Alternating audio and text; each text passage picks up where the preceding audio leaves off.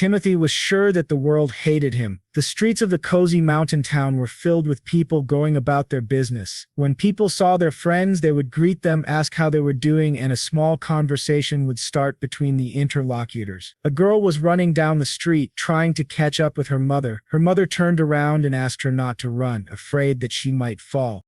But all the conversations immediately disappeared when Timothy walked by. The women hugged their children close and the adults moved some distance away. Now all the passers-by tried not to look at the guy in the torn cloak carrying the sack.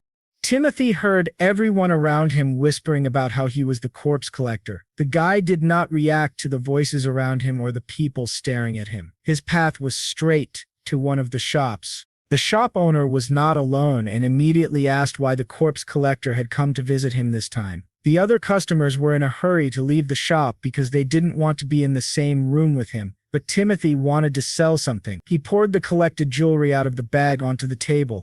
The store owner was unhappy, calling the finds garbage. The man threw a few bronze coins on the table with contempt and said that Timothy had had enough. He had to leave, but the guy was amazed at the price. He was offered only 20% of the regular value, and he wondered why. The store owner was not going to answer him. Instead, he grew outraged, saying that the corpse collector had no right to say anything.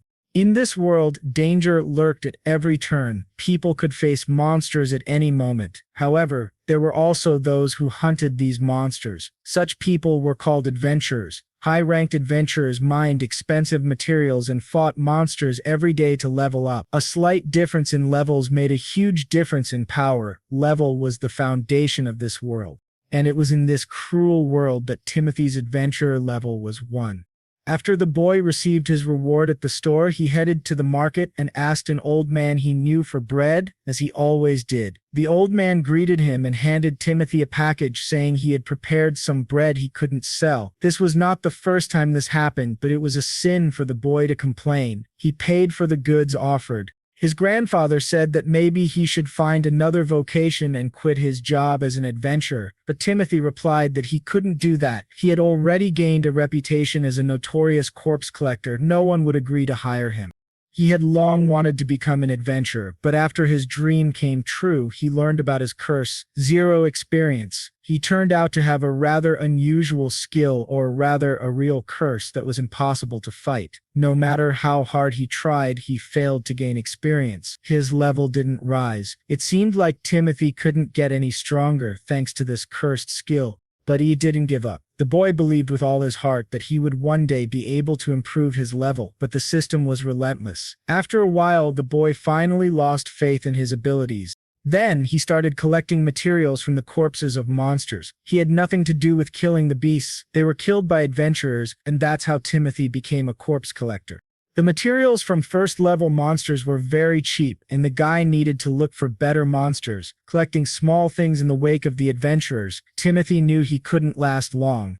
While thinking about this, he didn't notice that he had crossed the path of a group of young people. He lost his balance. Timothy couldn't hold on to anything, and he dropped a piece of bread, his last meal, and fell to the ground.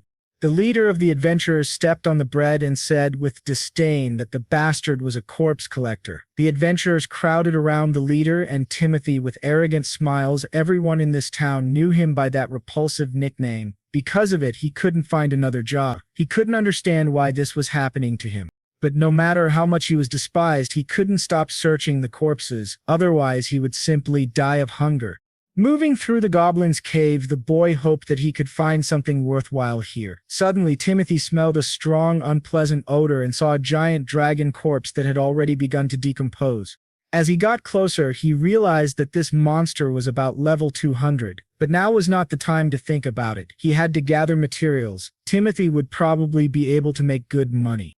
The boy examined the body and realized that many expensive parts were already gone. He was left with a putrid sack. An organ that, in the case of monsters of this category, was usually avoided because of the very strong, unpleasant odor inside.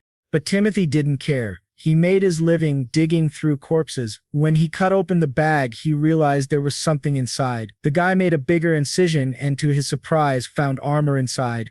As soon as the armor was freed from the tissues of the dragon's corpse, The cave was suddenly filled with red lightning. The guy realized that something bad was coming, something he wouldn't be able to cope with. A voice in his head ordered him to put on the armor. Timothy realized that the voice was coming from the armor itself, which meant the object was dangerous and he needed to get away as quickly as possible. But as the boy was heading for the exit of the cave, he suddenly saw a bunch of goblins preparing to attack. Timothy couldn't figure out where they had come from. It turned out the corpse collector had been rather inattentive. While preparing for the fight, he realized that his opponents were of the same level as him, but he didn't have good equipment. The goblins, meanwhile, rushed to attack, some of them armed, and Timothy realized he was about to be killed. The corpse collector could not believe he would really die in such a place, having achieved nothing in life. The guy didn't understand how, but he was pushed back toward the armor, and the voice started to sound in his head again. The voice insisted he put it on. Timothy decided that, in any case, he was not going to live, so he had nothing to lose. He shouted that he was willing to put on the armor, which in his mind was better than being killed by goblins. The system confirmed the wearer's consent and activated quick dressing.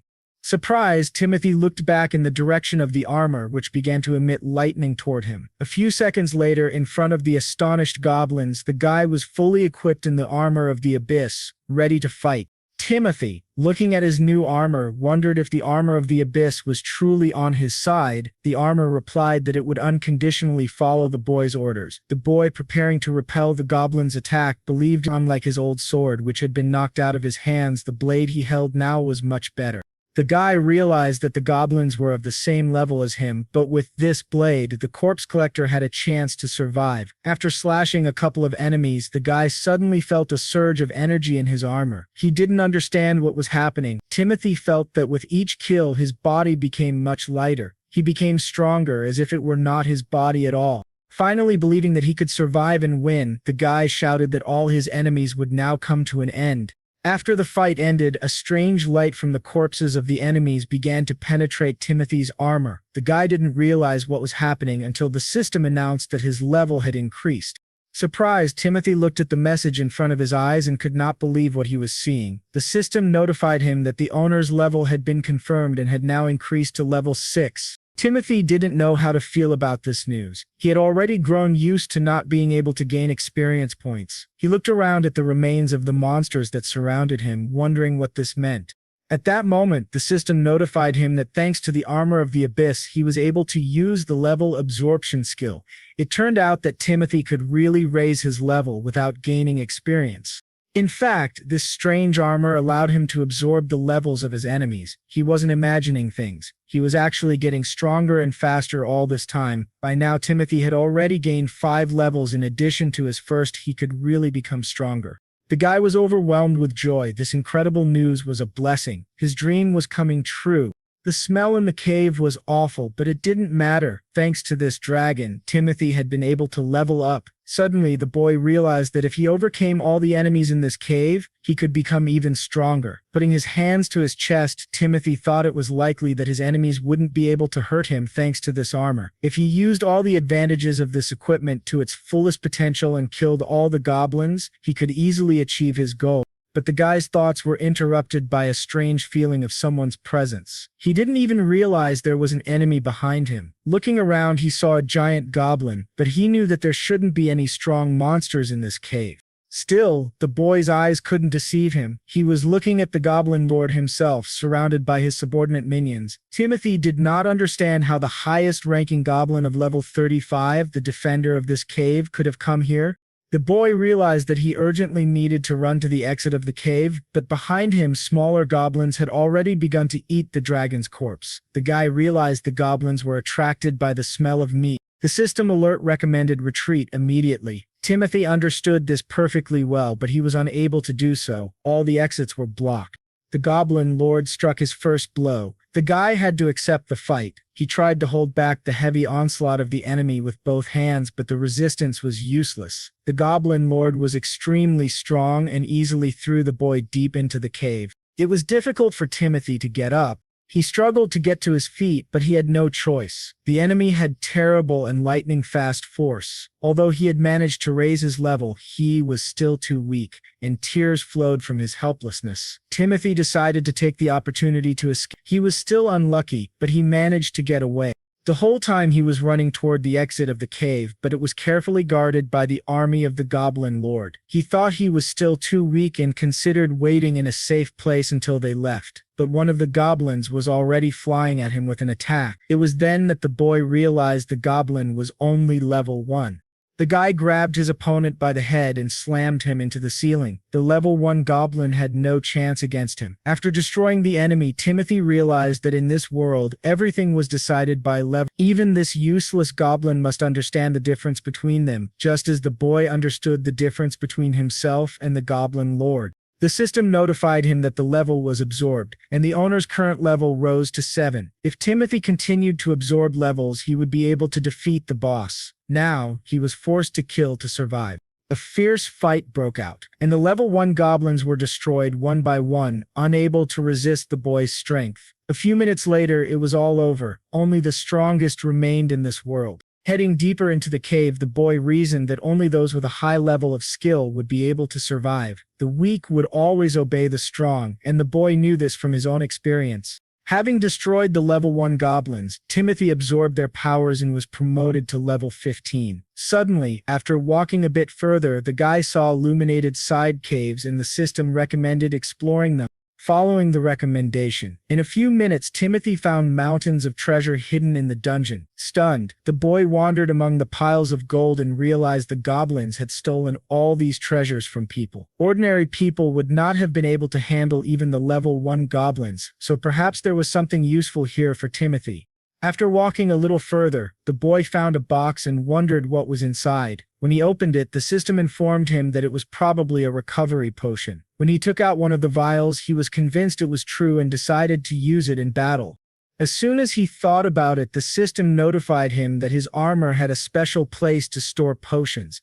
In a second, all the vials were automatically stored on the guy's belt. This discovery turned out to be very useful for Timothy, and he thanked the higher power that brought him here. The guy really wanted to take at least some gold with him, but he realized it would hinder him in the battle with the boss. The main goal was to return to the city alive. If he succeeded, Timothy could get rich by selling materials from the monsters. Having finally gathered his thoughts, he decided not to waste any more time and set off to meet new adventures and challenges. Suddenly, when he was almost out of the cave, he heard someone's voice and went to follow the sound. Behind one of the boxes, the boy was shocked to see a girl tied up. She was the one begging for help, so the goblins were stealing children as well. The girl, seeing a person for the first time in a long time, began to cry, continuing to beg for help. Timothy hurried to untie her, noting that she was very lucky to be noticed by him. After untying the gag from her mouth, the girl introduced herself as Lindsay and said she was from a nearby village. Sincerely thanking him for saving her, the girl folded her arms over her chest, stammered, and asked the name of her savior. When Timothy said his name, Lindsay was shocked. He asked her if she knew the nickname Corpse Collector. The girl apologized barely audibly, saying that she had certainly heard all sorts of gossip about the boy, and although the rumors weren't positive at all, the guy was completely different from what she had heard. Lindsay came closer to him, looked him in the eye, and said he was different because he saved her life. In her opinion, the guy didn't look like a corpse collector at all. These words struck him to the heart. Without giving Timothy a chance to recover, the girl shouted in admiration that the guy was a hero to her. Timothy had always dreamed of becoming an adventurer who saves people from danger, and finally, he had this opportunity. The boy told the girl to get up and go with him. He promised to take her to the village. Lindsay didn't immediately understand what he said, but at that moment, even if just a little bit, the guy was happy. Someone needed him. A few minutes later, he turned to Lindsay and asked her to hide behind a rock for a while. Thanks to his amazing armor, Timothy could feel the goblins approaching. A few seconds later, he was convinced that there were more than just a few of them. They had also seen their target. By eye, Timothy was able to estimate that there were about 20 opponents, all of whom were level 1. Compared to his level 15, he said that his opponents had better get ready because very soon they would be at his level. A fight broke out again between them. The battle between the boy and the group of level 1 goblins was quite bloody. Timothy's level increased systematically, in direct proportion to the destruction of his enemies. Thanks to level absorption, the guy could attack faster and faster. He was getting stronger every second. 4 goblins rushed at the boy from behind while he was dealing with the others. They tried to take him by surprise, but for Timothy, his opponents were very slow. Before they even reached the ground, he jumped into the air, and a second later he came at them from above like an avalanche, destroying them one by one. They had nothing to counter him. Soon, only he and a few enemies were left in the tunnel. The system confirmed the owner's level. It took a few seconds to count the number of enemies he had destroyed, and eventually the system reported that he had reached level 35. Lindsay came out of a side tunnel and asked if she could come out now, but Timothy told her to stay in the hiding place. The boy had shed a lot of the Goblin Lord's relatives' blood and had finally made his way here. The Goblin Lord was very angry and radiated powerful energy. He raised his fist, releasing smoke from his mouth. Timothy prepared for a fight. They were at the same level now. The boy shouted that he was no longer as weak as he had been the first time they met. The Goblin Lord raised a giant cleaver over his head, but Timothy shouted at him not to think he was easy prey. He gave his opponent a quick sword blow to the ribs. The Goblin Lord screamed in pain, and all his minions who came out from different sides of the tunnel hissed fiercely at Timothy.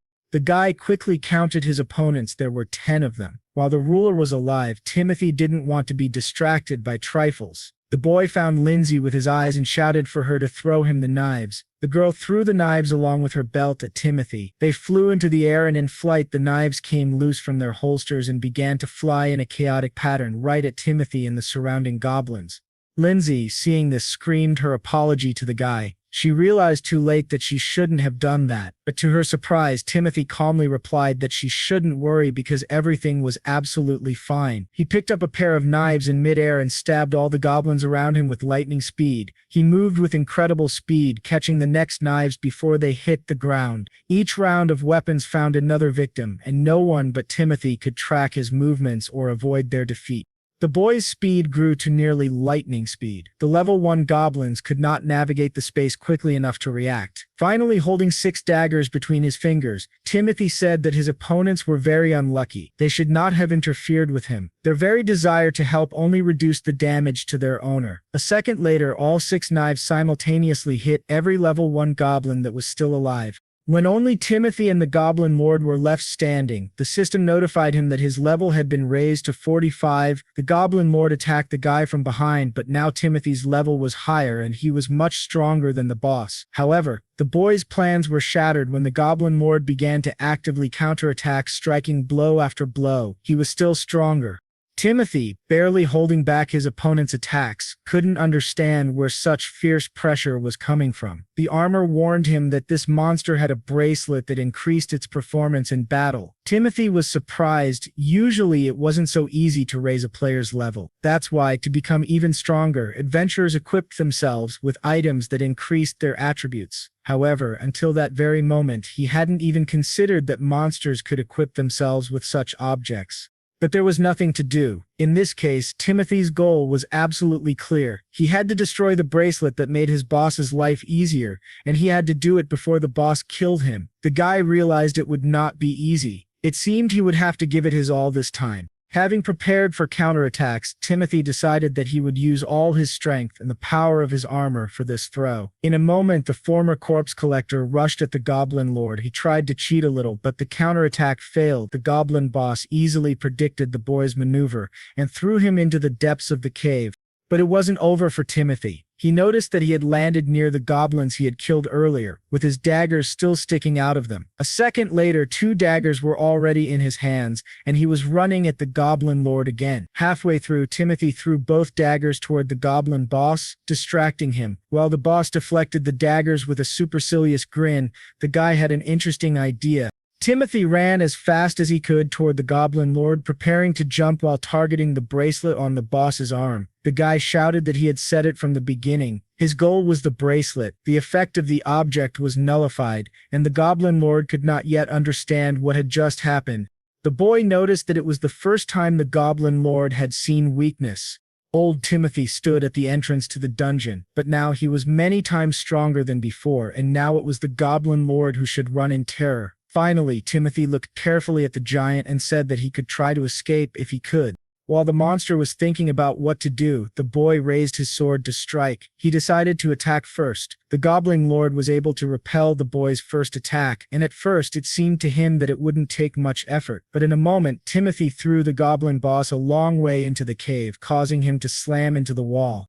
The guy was not going to give the enemy a break. He asked if the Goblin Lord was scared because it was no surprise. His life was now at stake. With his next blow, Timothy knocked the indescribably huge cleaver out of his opponent's hands. The boy realized that if he defeated the Goblin Lord now, he would be free of his weakness forever. But the main boss of the cave, the Lord of the Goblins, was not going to allow such an easy victory. He raised his fist for another blow. For Timothy, these efforts were insignificant, and he dealt a fatal strike to the monster's neck. That was the end of it.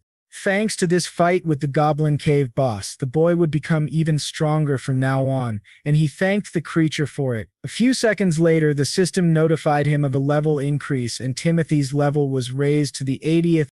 The guy turned toward Lindsay's hiding place and called out to her. The girl cautiously approached Timothy, looking at the corpse of the Goblin Lord. She couldn't believe that the boy had actually defeated him. Finally convinced she was safe, Lindsay said that the boy was now the strongest adventurer in the area. According to the usual ritual, Timothy began to mine treasure from the corpse of the Goblin Lord, cutting off his big fang. The guy had never dared to dream that the day would come when he would obtain such a rare material.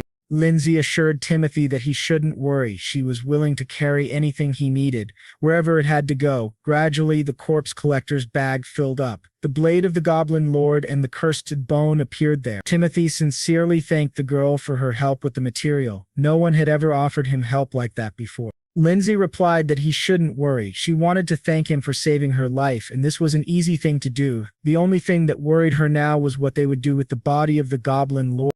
Timothy realized that he had already gathered good materials and no longer needed to hide. He could just return to the village. But if they left the goblins alive in this cave, they would be able to kidnap girls from the village again. Something had to be done.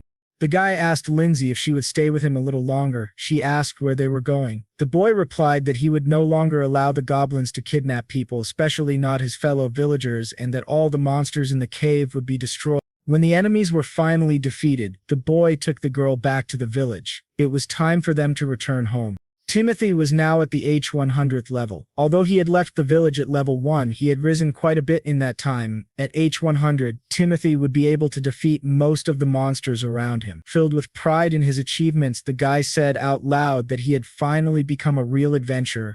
Lindsay, who had been walking a little behind him the whole time, asked him what he had just said. The girl ran across his path and shouted into his face that she had never heard of adventurers with a 3-digit level. Lindsay was sure that Timothy could no longer be considered a newcomer, but rather the strongest adventurer in the village. The boy agreed with her statement, although her words made him think. No matter how hard he tried to remember, he was sure he had never seen adventurers with such a high level as his. He could absorb the levels of defeated enemies, so the girl didn't have to worry about him. He had also been surprised when he first discovered that ability. This news only inspired Lindsay even more, and it turned out Timothy would be able to become even stronger thanks to it. Smiling with all her heart and clutching her hands to her chest, she said she would keep her fists crossed for him.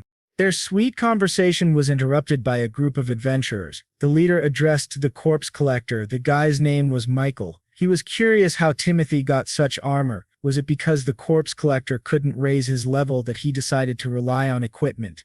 To Michael, Timothy would always be garbage even if he put on nice gear and armor. Michael said the guy would remain a first-level weakling and no equipment would help him bridge such a difference in levels. At his mockery, the head of the adventurer squad let his guard down and Timothy immediately took advantage of it. Threatening the boy with a dagger, Timothy said he was fed up and told him to shut up immediately. This unexpected turn of events took Michael by surprise. His first thought was to run away, which he successfully did. But it turned out to be a deceptive move, and in the next moment the head of the adventure, the squad, shouting that Timothy should not dare to be confused, ran to attack, but their attempt was a failure within seconds. Michael was on the ground, unarmed, not understanding how it had happened. The members of his group were also surprised by what they saw and didn't know whether they should stand up for their leader. Seeing their hesitation, Timothy asked if they wanted to be next and try fighting him. Michael, sitting on the ground, looked at his hands, unable to understand how he could lose to a first-level player. Timothy laughed in response, saying that Michael, with his level 20, was several times weaker than him. Hearing this, Michael's team members began checking Timothy's level and were stunned by what they saw. Michael joined them and suddenly fell silent when he saw Hale 100 next to Timothy's name. It had to be a joke if it was real. He couldn't even imagine what kind of monster he had just confronted. Timothy noted that at first he was just a corpse collector to his opponents, but now he was the monster. In truth, he was still just an ordinary adventurer. While explaining this, he suddenly realized no one was standing near him. Looking around, he saw a trio of adventurers running away down one of the alleys. The Zemlins, who came up to Timothy, noticed how much he had really changed. People were now running from him. The girl was very happy for her savior, but they had to leave, so she called out to him. She was sure she had to tell everyone in the village about his new abilities.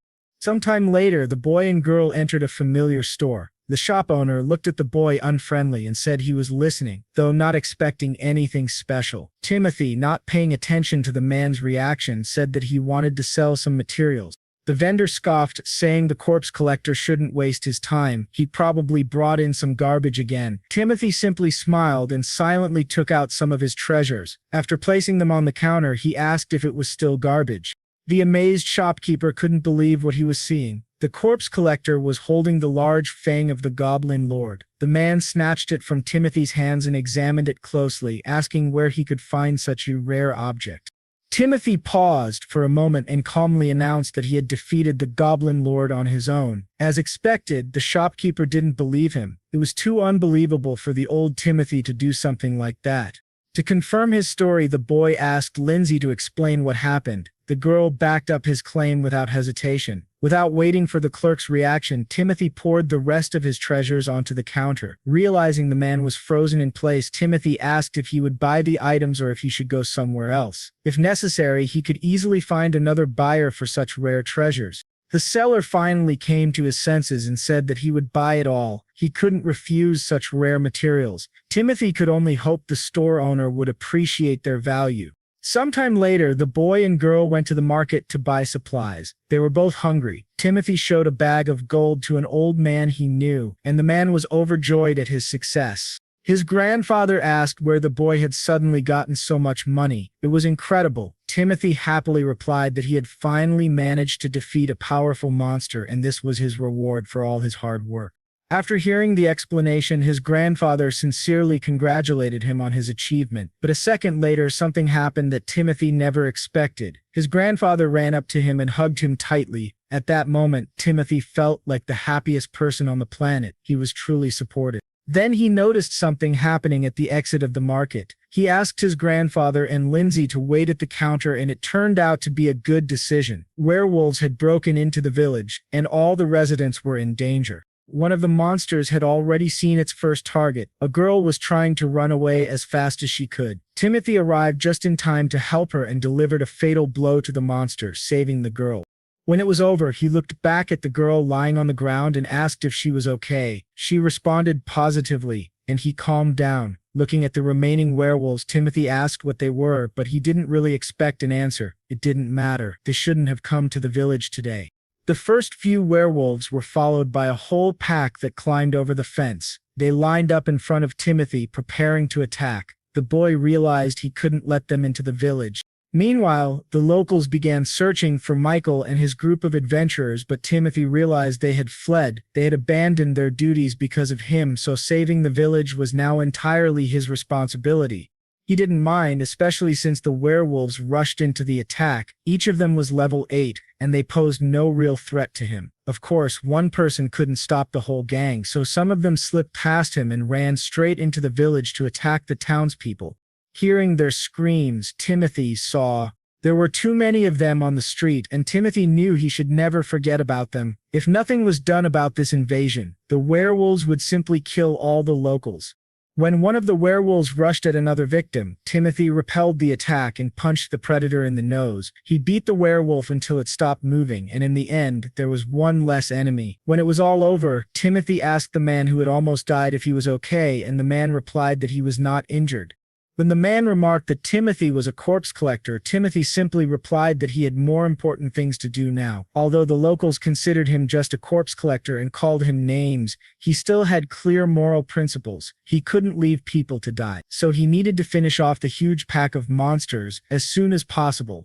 The guy moved at high speed past local people who couldn't understand where he got his strength from. One by one he defeated the werewolves who had nothing to oppose the man with the H100th level. With each kill, the guy's level increased. He was absorbing them. Eventually his level rose to 72 in a very short time. Timothy had reached level 72 after defeating most of the monsters, but the werewolves were originally 10. If he had defeated all of them, he would have reached level 80. So everything suggested that Timothy had missed one, and now that werewolf was among the people in the village. The boy was right. One of the werewolves was sitting on the roof of a house watching a girl standing alone in the street. You might say Timothy found the victim just in time and got to her before the werewolf could land on the ground. The guy was well aware that even with his high-level abilities and experience, he would not be physically able to save everyone. Meanwhile, the werewolf was getting closer to his victim, who stood frozen in place, unable to move.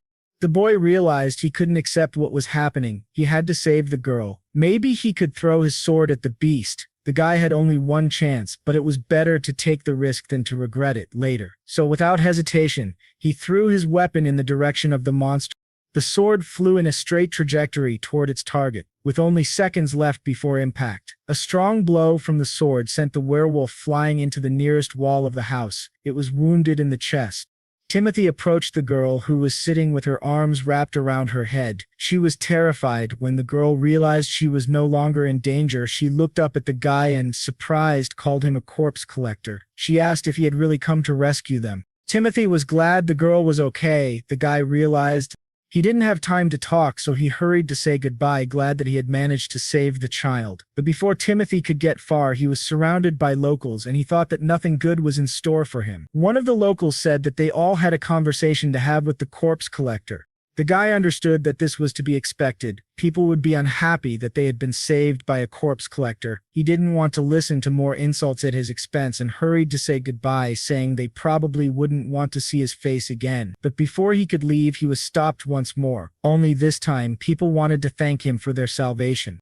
It was thanks to his protection that no one in the village was injured. Timothy had risked his life to save them. After these words, the mother of the girl he had rescued approached him, and he didn't know how to react to this behavior. The woman asked him to listen carefully to her words and thanked him for saving her child, bowing low to the ground.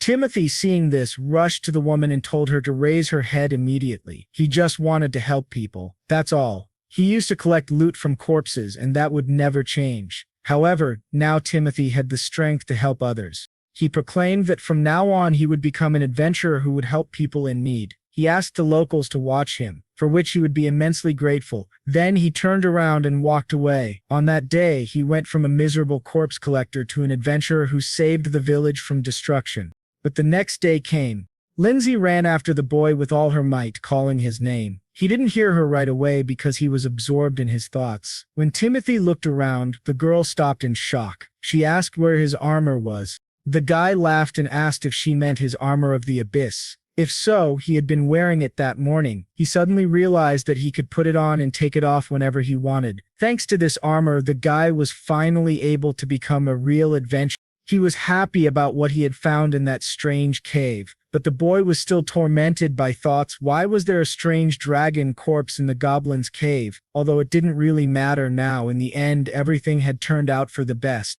Meanwhile, in the goblin furnace, not far from the dragon's corpse, something was happening.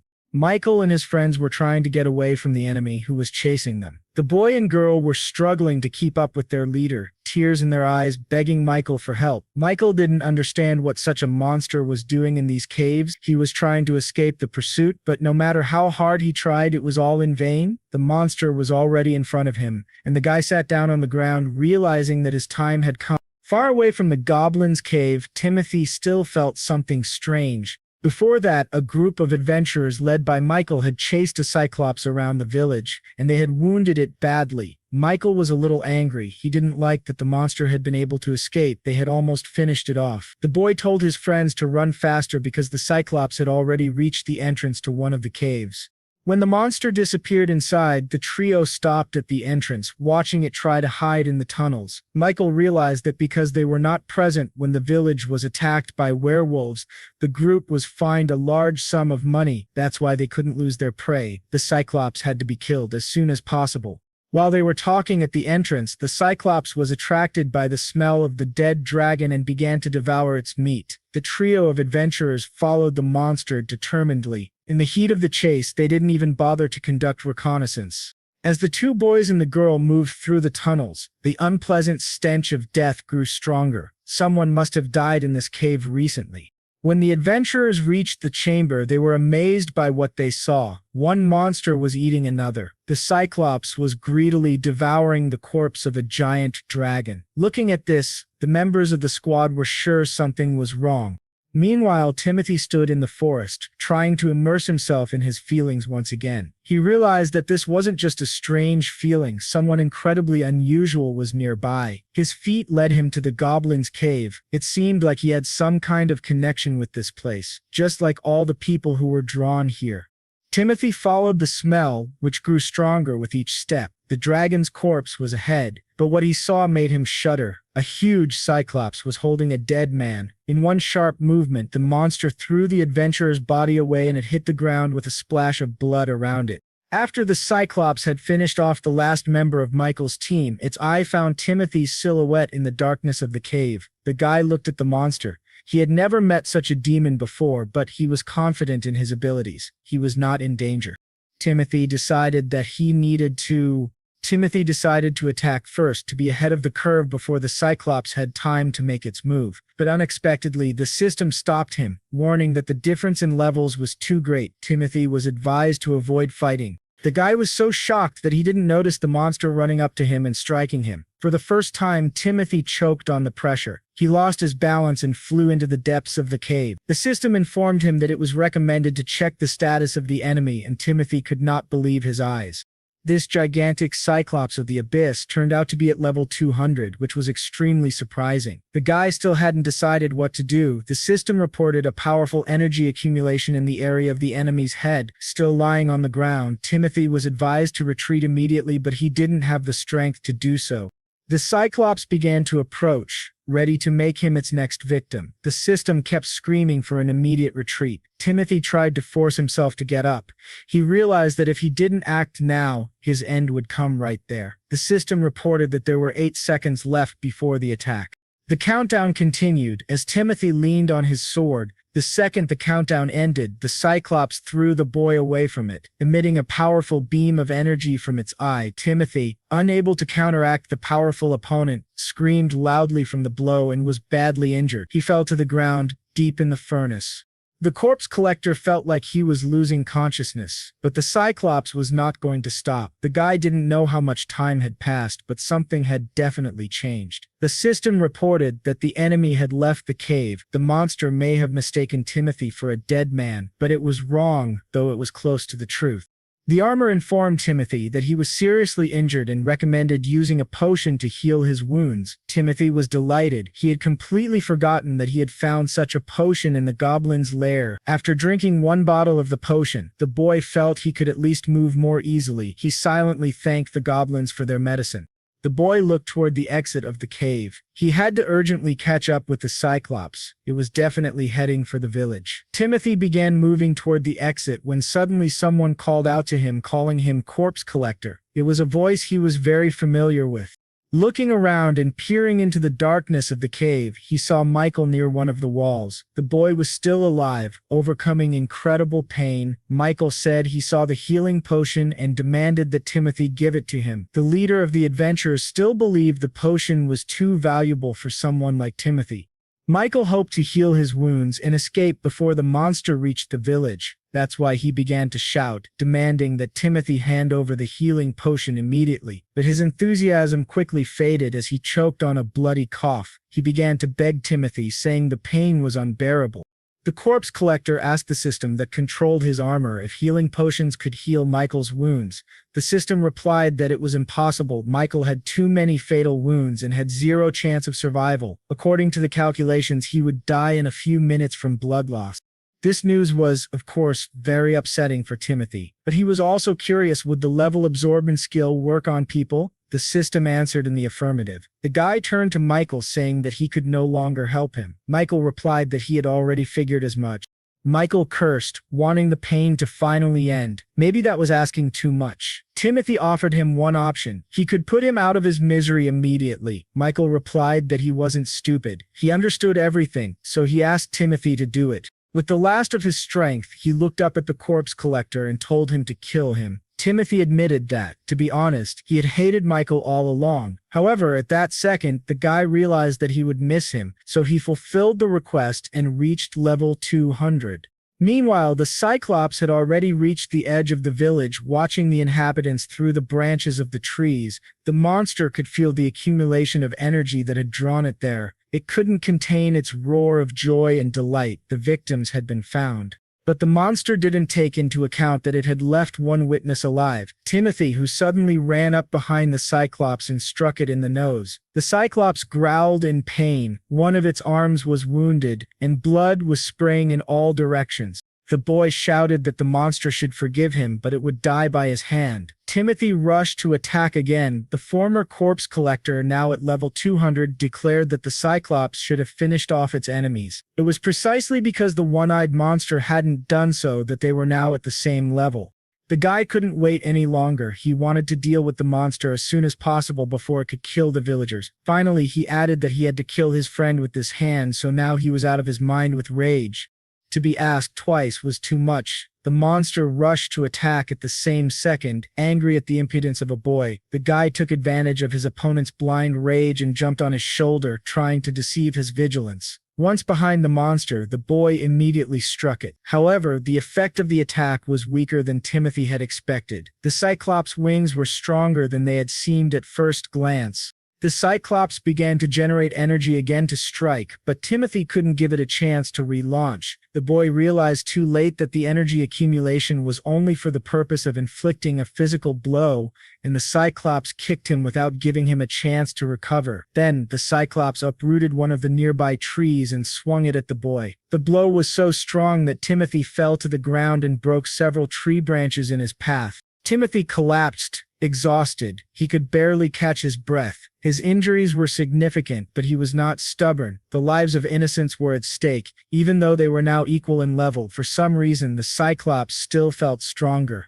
The boy took out another bottle of healing potion and drank it. The monster even tried to use a trick against him. After the potion, his condition improved significantly. Wiping his lips, he said, "It's not over yet." The Cyclops started generating power again, and the system reported that Timothy was advised to retreat immediately. He tried to orient himself as quickly as possible, but the Cyclops did not want to calm down. A second later, the guy was already dodging the monster's energy beam, and the corpse collector frantically tried to figure out a way out. There wasn't much choice, and Timothy knew it was better to attack than to constantly avoid his enemy's strikes. The boy flew into the air and hit one of the wings with a lightning strike, the wing the Cyclops had been using to protect its eye. Timothy's cry of pain echoed, but he managed to cut the monster's wing, although it was a difficult task. This small victory gave him renewed vigor and belief in himself. But what happened next even surprised the boy. The Cyclops pushed off the ground. It turned out the monster didn't want to fight anymore. It had decided to run away. Timothy couldn't stop him.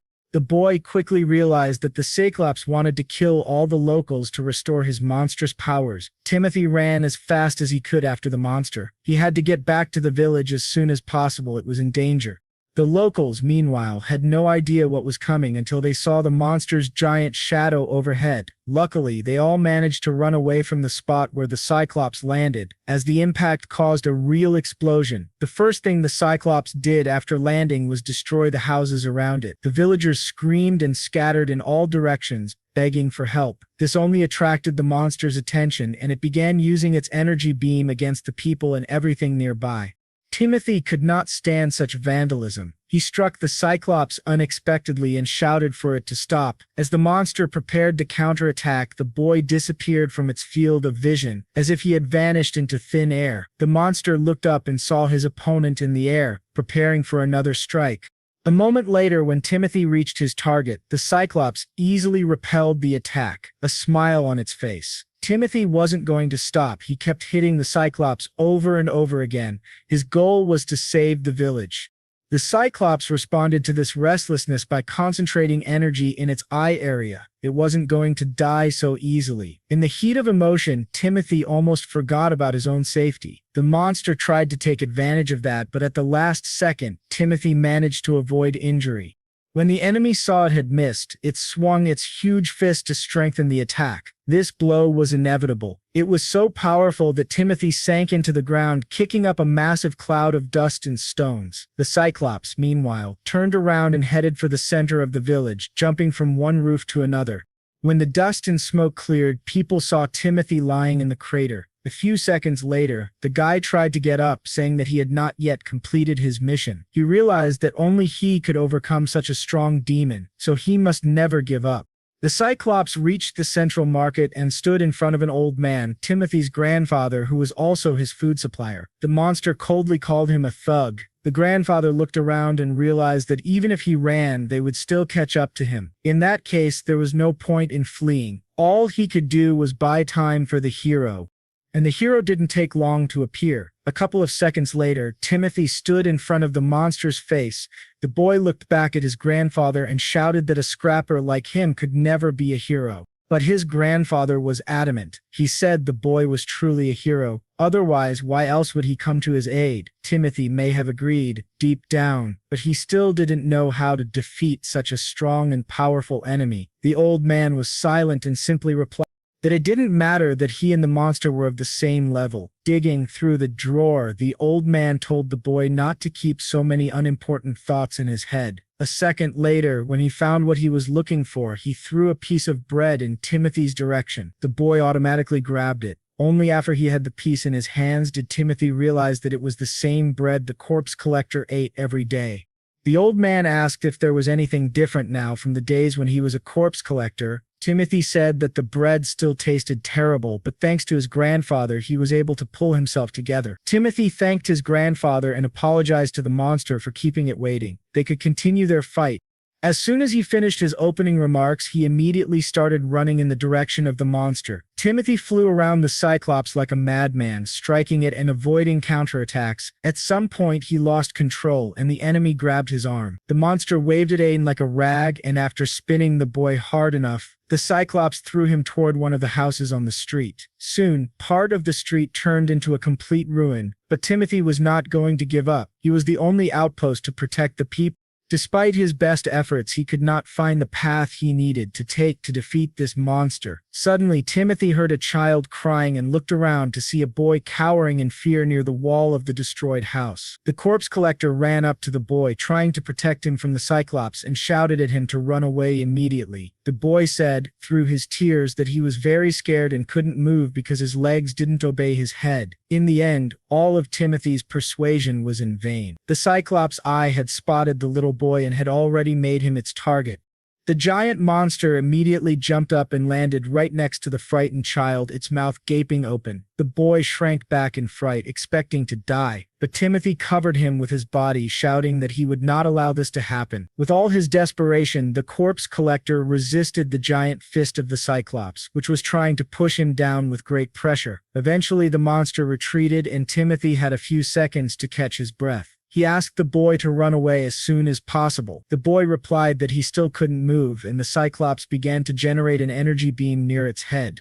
Timothy, realizing that there wasn't much time left, began to persuade the boy, saying that he was brave and would succeed. Inspired by such warm words, the boy got to his feet and shouted that he would not be afraid from now on. While the child was running away to safety, Timothy prepared for the next round of battle. The system notified him of the energy accumulation and the need to retreat, but Timothy didn't have the strength to do so. It seemed that this time he would not escape. The Cyclops' eye released an energy beam toward the boy. This time, the energy was quite powerful. Timothy's body rammed into the building opposite and smashed it to pieces. After flying through the building, the guy ended up on the neighboring street, still breathing but almost exhausted. Despite the fact that he and the monster had the same level, the difference in strength was too great. The Cyclops was too powerful an opponent. The system notified him that he needed immediate treatment, so Timothy reached into the compartment with the potions. But a second later, Timothy realized that the compartment was empty. There wasn't a single bottle inside. It seemed that the healing potions had been lost during the monster's last attack and there was no hope for salvation. The guy realized that he had to be healed urgently, but gradually his consciousness began to fade. So, the village was destroyed. If he could recover, he could save all these people, and Timothy really wanted someone to help him. His request was heard. The bottle of the potion was already being emptied, providing the desired healing. Timothy gradually opened his eyes and saw a stranger helping him. Seeing that he had regained consciousness, the girl shouted joyfully. Timothy stood up and asked who she was. The stranger introduced herself as Melissa. She said that she was born and raised in the village, so she also wanted to protect it. She was just an ordinary village girl. The Cyclops couldn't wait long. It was destroying everything around it, so Timothy had to get back to the fight as soon as possible. The girl shyly said that she saw the boy fight the monster to protect their village. All the people also wanted to protect this village despite everything that had happened before, and they were very grateful to him for his sacrifice. She got to her feet and offered Timothy her hand, suggesting they get out of here. But the guy said he couldn't do that because he was the only one in the village who could defeat this monster. The guy leaned on his sword, trying to get up. He had to come up with some plan to save the people in his condition. But Melissa replied that if Timothy lost to the Cyclops now, then nothing would save the village. The boy saw the village burning and smoking behind the girl's back. The scale of destruction was overwhelming. Destruction was increasing with each passing second. Melissa believed that because Timothy was the only defender, he needed to avoid meeting the monster for now. He could only resume his duties once his injuries were fully healed. The guy's whole body really hurt. It seemed like he needed to rest a little more before fighting again at full strength. But Timothy and Melissa's plans were not to be, as the Cyclops landed in front of them a few seconds later, ready for a new round. Melissa once again held out her hand to the boy, who had to decide whether to run away or not as soon as possible. This time the boy wasn't going to argue. He grabbed Melissa's hand and ran as fast as he could away from the monster. The girl ran into an alleyway and Timothy, without stopping, asked her how she knew his name. Rounding another corner, Melissa said that the boy was extremely popular in the village. Timothy asked if this popularity was somehow related to the corpse collector, and the girl said, of course, but there were some nuances. Abruptly stopping and turning to the boy, she smiled and said that she considered him a hero. When the village was attacked by werewolves, she was also present on the street and saw everything with her own eyes. Suddenly, blushing and closing her eyes, Melissa said that this was why she believed in him. The girl believed that Timothy could save the village, and the boy was incredibly inspired by her words. He promised, with respect in his voice, that he would definitely kill this monster and save their village. The conversation between the boy and the girl was interrupted by screams from around the corner. When they looked out, they saw some people dragging villagers to carts in the middle of the small square. There were 2 carts already filled with residents, and only the last girl was left to be dragged away. The leader of the robbers ordered his men to hurry up because soon the monster would reach there. Even if they all openly kidnapped people, no one could stop them now. The leader of the robbers and looters laughed out loud. Their time to make money had finally come. Timothy didn't understand why he had to come across these disgusting creatures who couldn't even be called human during such destruction. These creatures were going to take everything they could carry from civilians. Melissa was also very outraged by the actions of these people. Their actions were absolutely inhuman. Being fascinated by everything that was happening on the square, the guy didn't notice that the girl was no longer with him. He looked around and saw one of the looters, who was quite strong, holding Melissa and threatening to kill her. The giant looter said that if the guy didn't want this girl to get hurt, he should drop his weapon. Timothy could barely restrain himself from killing the attacker on the spot, only stopped by the girl in the stranger's arms. Eventually agreeing to the giant's terms, the 3 came around the corner and showed themselves to the leader of the robbers. The marauder scratched his head thoughtfully, as if he had informed them in advance that they didn't need the men, but in a second, all the attention of the gang members was directed at the girl, who was really very beautiful. One of the looters said that he was quite sure they would be able to sell her for a high price. Timothy asked how these people had the nerve to do such things while the village was in danger. The head of the looters said that he didn't care what happened to the village. They originally came to this village to plunder it, and the invasion of this monster was useful. Suddenly running up to Timothy, the leader of the looters said that he was lucky that they had not killed every single one of them. These words made the guy's blood boil. Were these crushed people really complete bastards? Timothy's reaction did not impress the leader at all. He laughed and asked if he was really an adventurer.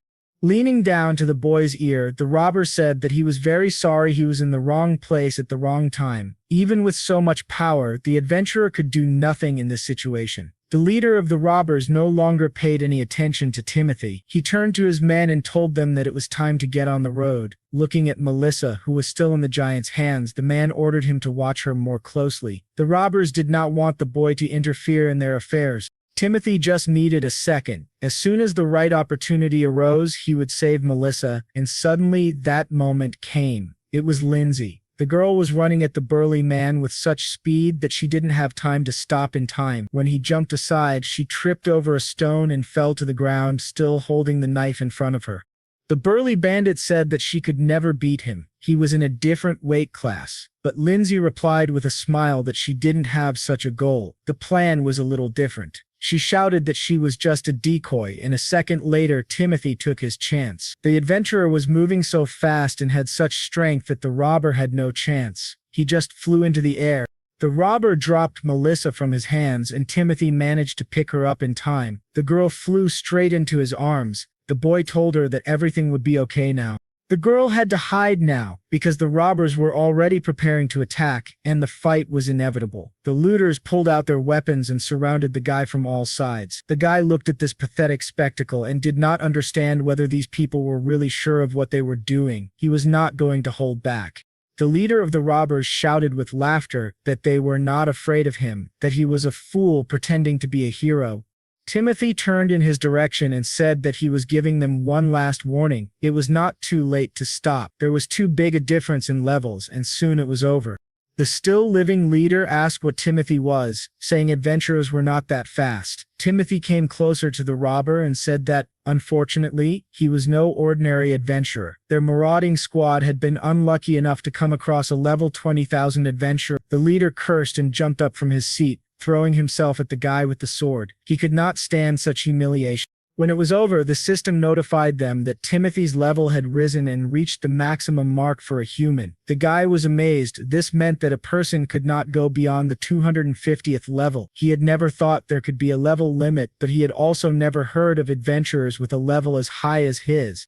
He was brought out of his thoughts by Melissa, who threw herself around his neck screaming, and he could barely stay on his feet. She thanked him for saving her, but Timothy said he would never have left her. He couldn't have done that, because it was this girl who had saved him when she gave him a restoration potion to drink. If not for her, that Cyclops monster would have killed him long ago. So Timothy's whole being screamed that he had to protect this girl. Melissa took the boy's face in her hands and said that, after all that had been done, he had become a real hero to her. The guy was confused. He didn't think he deserved such words in his direction. He had never been praised. If he had left those robbers alive, they could have robbed other villages. These thoughts were constantly running through his head. He was well aware that there was no other choice. He had to take their lives, otherwise they would not stop.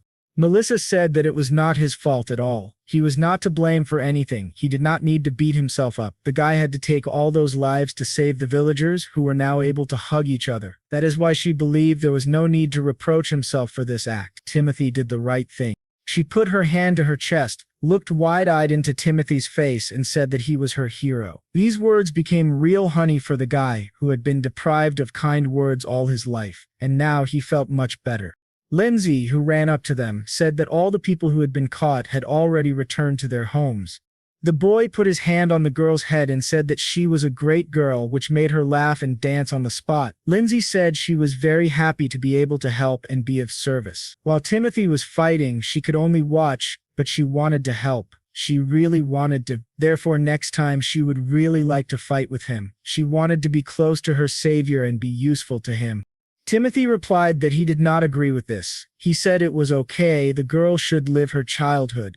Suddenly, a Cyclops reappeared on the horizon, looking for an adventurer. Timothy turned to the girls and said it would be better for the two of them to hide as soon as possible. The system informed him that now that he had reached the 250th level, he would finally be able to deal with this monster. Timothy looked in the direction of the Cyclops. Finally, Now he had the opportunity to overcome this monster. A few minutes later, the Cyclops reached the square where the girls and the boy were standing. Timothy was even glad to see him again. This time would be the last. The Cyclops would lose his life. But the presence of the girls still prevented the fight from starting, and the guy once again told them to hide immediately. While the girls were running away, Timothy apologized to the monster for his escape during their last meeting. But now he was not going to run away. He suggested they put an end to all their differences here in this square.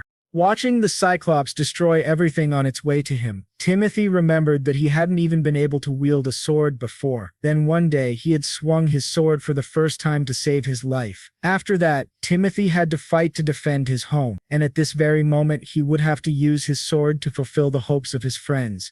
The guy shouted that the creature had better get ready, and the confrontation began. Now the Cyclops would feel the blow of a man who had surpassed human capabilities on his own skin. Such an impassioned speech completely deprived the monster of patience, and it broke through houses and rushed straight at Timothy. But the guy, without even moving, responded to this rage with a clear sword blow. Timothy said that the monster's attacks were in vain because he was not the same guy he had been last time. Timothy's counterattack forced the Cyclops to fly a long distance and fall to the ground.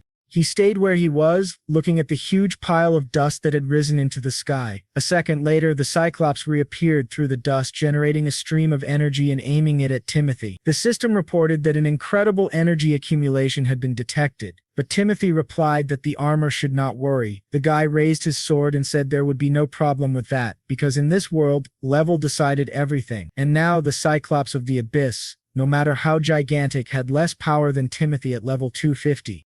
The Cyclops made his move, directing the flow of energy. It struck Timothy's side, but the boy said that it didn't matter to him at all. The monster had no chance of winning if the difference in their levels was so great, and that was exactly what was happening. The Cyclops growled at the boy with rage. The monster could not understand how his opponent had become so strong in the time they had not seen each other. Timothy, looking at him, asked what was wrong. Was the monster scared? This was quite strange, given that the Cyclops had felt strong when he killed the villagers. But karma exists, and now it was the monster's turn to be crushed, which the boy agreed to provide. The monster shouldn't be so surprised. The boy finally moved and ran at high speed toward the Cyclops. In this world, everything was decided by level, and the guy proved it by stabbing the monster with his sword. The blow was so strong that the Cyclops could not remain standing and fell to the ground. The monster was very angry. When it got to its feet, it immediately fired an energy beam at Timothy. The boy said that the Cyclops had not yet realized, but it was his duty to show the creature what real despair was. The guy put his hand forward, which in this case acted as a protective shield, and absorbed the energy of the monster's attack. The Cyclops shook his head in despair, and Timothy asked if he now understood the difference between them. The monster, who had considered himself omnipotent, could not accept such a loss. After a couple of minutes, he rushed into another attack. But punching with his giant fist was a mistake. The guy was not only stronger than last time, but also faster. He managed to dodge immediately. After the physical attack, the Cyclops used another energy beam, hoping to take advantage of the element of surprise. Timothy realized that he couldn't wait any longer, and he jumped into the air, intending to end the fight. The Cyclops tried to track his trajectory, but it was all in vain. The guy was approaching fast, so the Cyclops had to defend himself. With a single lightning strike, Timothy cut off the hand that the Cyclops was using to cover his eye. This loss turned out to be very significant for the monster. It screamed in pain, holding its wounded arm with its remaining hand. Timothy wanted to finish the monster as soon as possible, because this story had dragged on for too long. The boy demanded that the Cyclops kneel before him, but the creature went completely crazy and began to emit energy beams in all directions, saying it was useless to resist. The boy ran up to the Cyclops and punched it in the body. The Cyclops fell to the ground. He saw his opponent running toward him to finish what he had started. The guy said that the monster had harmed many people, and now it was time to pay. He stabbed the giant creature in its only eye. The next day, a large construction project began in the village, and all the locals helped each other. Leaders immediately emerged among them, telling others what to do and where to use their strength. One of the guys who was carrying wood tripped over something and started to fall. Suddenly, like a shadow, Timothy appeared from behind and caught the boy along with his heavy burden. The guy looked back and saw the corpse collector in front of him. He thanked Timothy for his help, and Timothy told him to be more careful. Sometime later, Timothy stood under a tree at a distance from the village and pondered what level transformation meant. The system explained that with the level transformation skill, by absorbing levels, the user could transform them into new unique skills. Unique skills have a variety of useful effects, such as speed boosts or fire resistance. This was a good bonus for adventurers as they received experience points and increased their level. These skills could be obtained with a very low probability, and Timothy had now gained this ability. At first, he could not receive experience points, and therefore unique skills were not available to him. This meant that, in exchange for levels, Timothy could now gain very rare unique skills, which made him think. The main question for the boy now was, what was the armor of the abyss really like? The system recommended that he first learn the skill, breaking the limit, which would allow him to gain an unlimited number of levels. The price of this rare skill was 240 levels. That was the price to pay for it. If he bought this skill now, Timothy would immediately lose almost all of his 250 levels. But if you looked at it from another angle, this skill was simply necessary for Timothy. When he realized this, he no longer hesitated but resolutely paid the necessary price for new opportunities. The system told him that to buy a skill, he had to say a code phrase in the name of the desired skill, the phrase being purchase request, which he did. After the conditions were met, the system announced that it was performing a level transformation. The guy did not realize what was happening to him, but a second later, a powerful energy beam shot up into the sky. At the same time, an element on Timothy's armor was activated, and this skill was quite painful, as if from the heart 240 levels began to fly out of the boy's talisman. A few minutes later, the system announced that the transformation was complete, and the break the limit skill was obtained. The guy suddenly experienced a new feeling, as if his consciousness had expanded. The system reported that the limit of the human level had been exceeded. In other words, the guy was now a being beyond human. It had been a long journey. Meanwhile, a new traveler entered the village. He was dissatisfied, feeling that he had traveled all this way for nothing. Despite all the adventures along the way, it turned out that the monster had already been destroyed, so his time was wasted. In addition, the man was curious about the adventurer who had defeated the demon and asked about his current location. The system notified its owner that the maximum level had been exceeded and that 200 levels were waiting to be absorbed. These levels were then granted to the owner. The guy had completely forgotten that last time he had failed to absorb the Cyclops' level. After a few seconds, Timothy watched his level scale change as active absorption took place. Although he had spent almost all his levels on the transformation, he could now feel at ease and prepared to fight monsters again. Timothy decided that he had to learn as many unique skills as possible. All of these skills were extremely valuable. If he could obtain enough of them, he might become the strongest adventurer in the world. He realized that first he needed to think through his plan of action. Timothy's thoughts were suddenly interrupted by Melissa, who attacked the adventurer from behind, causing him to fall to the ground in surprise. The girl said that she had been looking for him. After yesterday's victory over the monster, chaos had broken out in the village and she couldn't find him anywhere. Timothy apologized and explained that yesterday he had been helping the villagers put out fires. Lindsay, who also suddenly appeared on the lawn, said that Melissa had been very worried about him. When the boy and girl looked back, Lindsay added with a smile that of course, she had been worried too. Timothy said he was very happy that the girls were okay. He had really been worried about them. Melissa smiled and said that it was all thanks to her boyfriend and she was very grateful to him, saying it was just a thank you. Then Melissa approached Timothy and kissed him on the cheek. After that, both the boy and the girl felt a bit out of sorts. Finally, Melissa, looking down, said that she had fallen in love with Timothy. Before the guy could recover from the news, the girl was already running away, blushing. Only Lindsay and Timothy remained on the lawn, staring at each other in silence, unable to fully comprehend what had just happened. An old man suddenly appeared behind the boy and said with a laugh that it seemed spring had finally come to him. Unable to endure the girls and the old man's teasing any longer, Timothy began shouting and chasing them away. They ran off, laughing. Left alone, the guy could no longer hide his joy. Someone had fallen in love with him, something he had never even dreamed of before. Timothy didn't know what to do about it, but the system told him that he had to act like a man. A few days later, a large group of adventurers appeared near the village. It seemed they had reached their destination. What they found looked like a wasteland. "Were we too late?" one of the squad members asked. Another replied that this was probably not the case and suggested that maybe another monster had attacked the village. If it had been the work of a flaming dragon, nothing would have remained of the village. The head of the squad said that, in any case, they needed to ask the locals about the attack. No matter what happened before their arrival, the adventurers had to prevent the dragon from attacking. Listening to the commands of their leader, the adventurers moved toward the village with determination. Meanwhile, something was happening in the infamous Goblin Cave, and it was quite dangerous. In the depths of darkness, a black dragon awoke and poured flames all around. Timothy decided to practice some of his new skills and have a little fun with some monsters. All the daggers the guy fired hit their targets. The guy was back to level 1, and in the last few days he had acquired many unique skills. Running past the various inhabitants of the forest, the boy recalled that his first skill was poisonous coating. Although it cost 200 levels, this skill allowed him to apply deadly poison to any weapon. With such a setup, Timothy could handle small monsters, which is what he was doing at the moment. His second skill was knife throwing, and with these two skills he had lost all his levels, but thanks to them, Timothy could now defeat monsters by avoiding direct confrontations. The only drawback of poison was that it took time for the monster to die.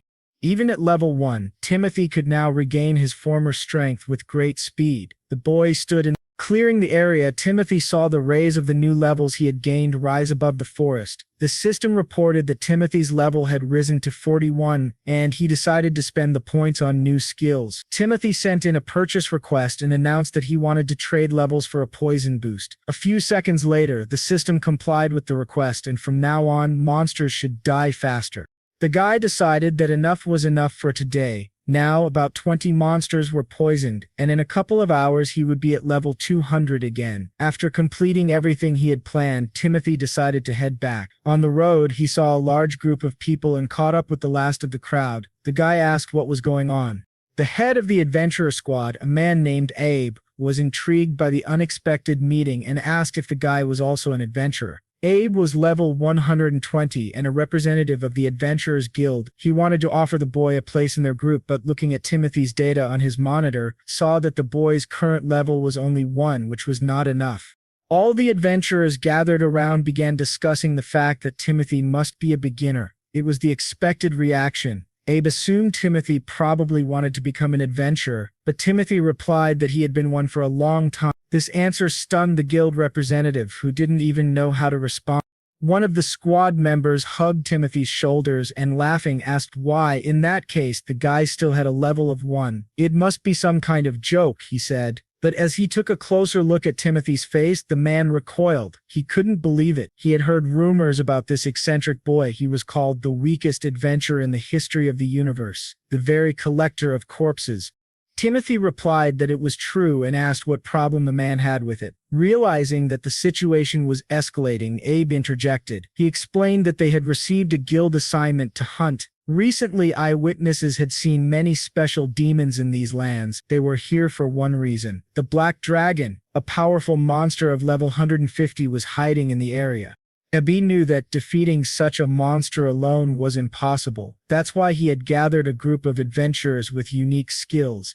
His squad would overcome the dragon, and the locals should not worry. Realizing he hadn't even introduced himself formally, Abe shook hands with Timothy. While doing so, Timothy calculated that theoretically he could handle the dragon himself. However, one thought troubled him. Was it really the same black dragon who had given him the armor?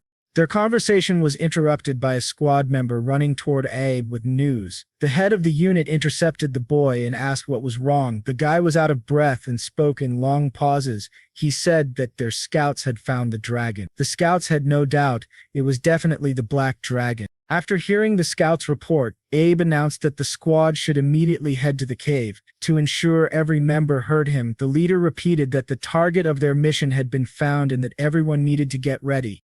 These words energized the squad, but Timothy realized something troubling. The average level of the group was about 120. Although some members had unique skills, they would struggle greatly against a level 150 dragon. Timothy knew he could not leave these people to their fate.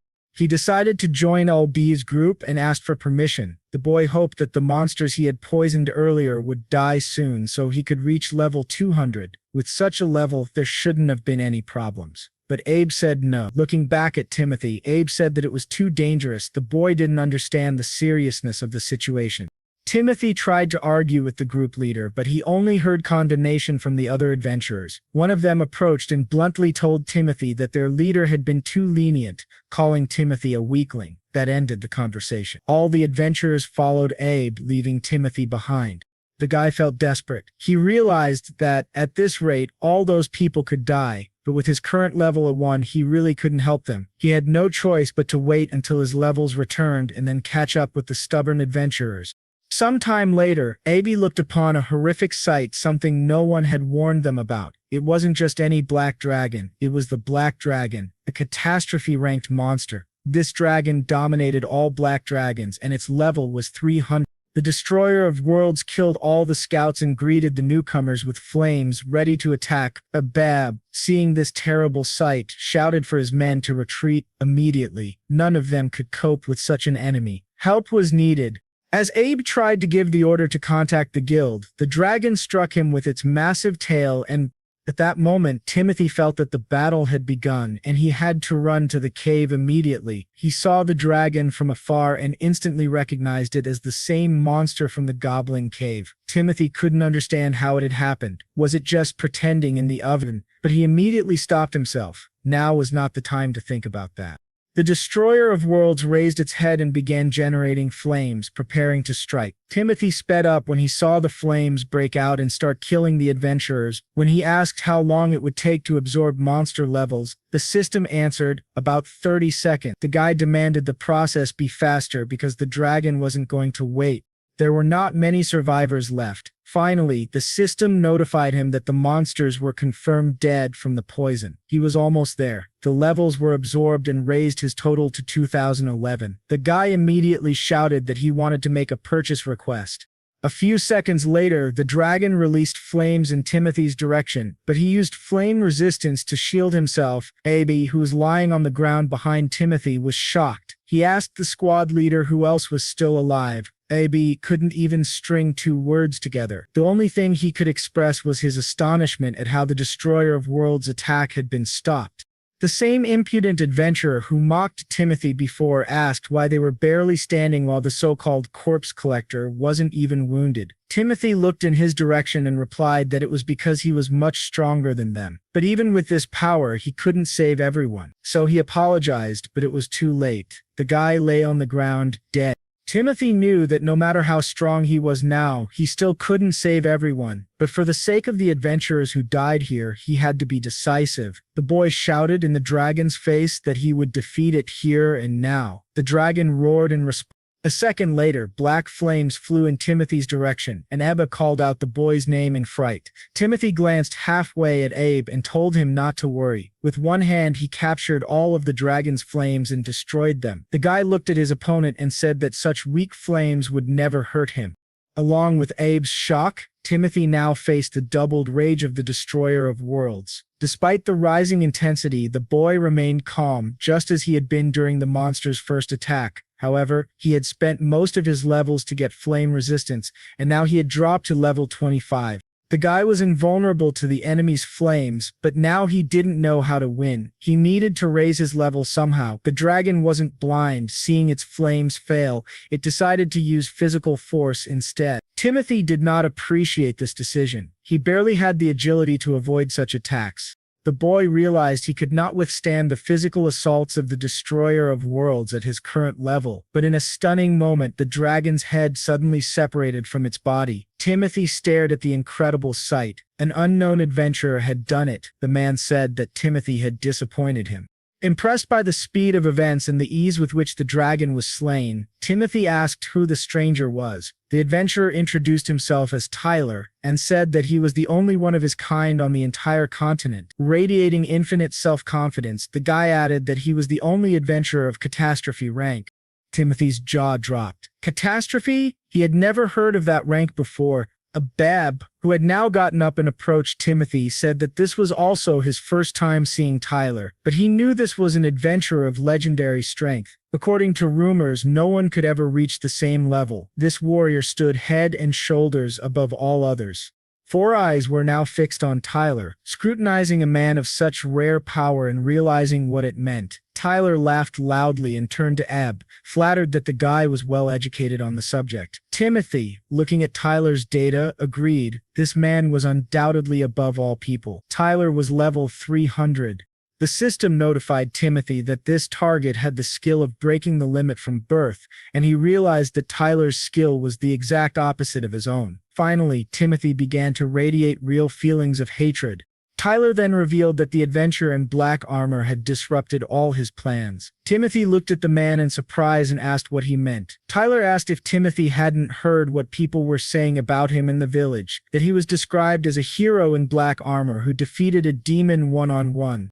Because of all the praise aimed at Tyler, he had wondered if the rumors were true, but Timothy's presence had only disappointed him. Suddenly, the destroyer of worlds opened its eyes and growled. The adventurer didn't even flinch, despite sitting on its back. A second later, Tyler plunged his sword into the dragon's head and ordered it to shut up. "We're having an important conversation here," he said, "and the dragon doesn't need to interrupt." Tyler then asked if the boys knew that the destroyer of worlds would continue to regenerate unless its magical core was destroyed. The guy looked ominously at him. He knew in his heart that it was the same dragon, was still surprised because his suspicions had turned out to be true. Tyler, meanwhile, said that he hadn't destroyed the core at that time. He had just left the dragon to die in that cave. He had watched as the monster, after eating a piece of dragon flesh, evolved very quickly and became even fiercer. The destroyer of worlds was too strong a dragon and wouldn't have left even a single piece of the village untouched. That's why Tyler needed a monster weaker than him, and that one-eyed man was perfect for the mission. The adventurer said the guys were probably wondering why he did it. He needed to set a monster on the village in order to become a hero. The second step would be to kill that dead lizard again and become even stronger. As a result, Tyler would gain unlimited power and become famous throughout the world.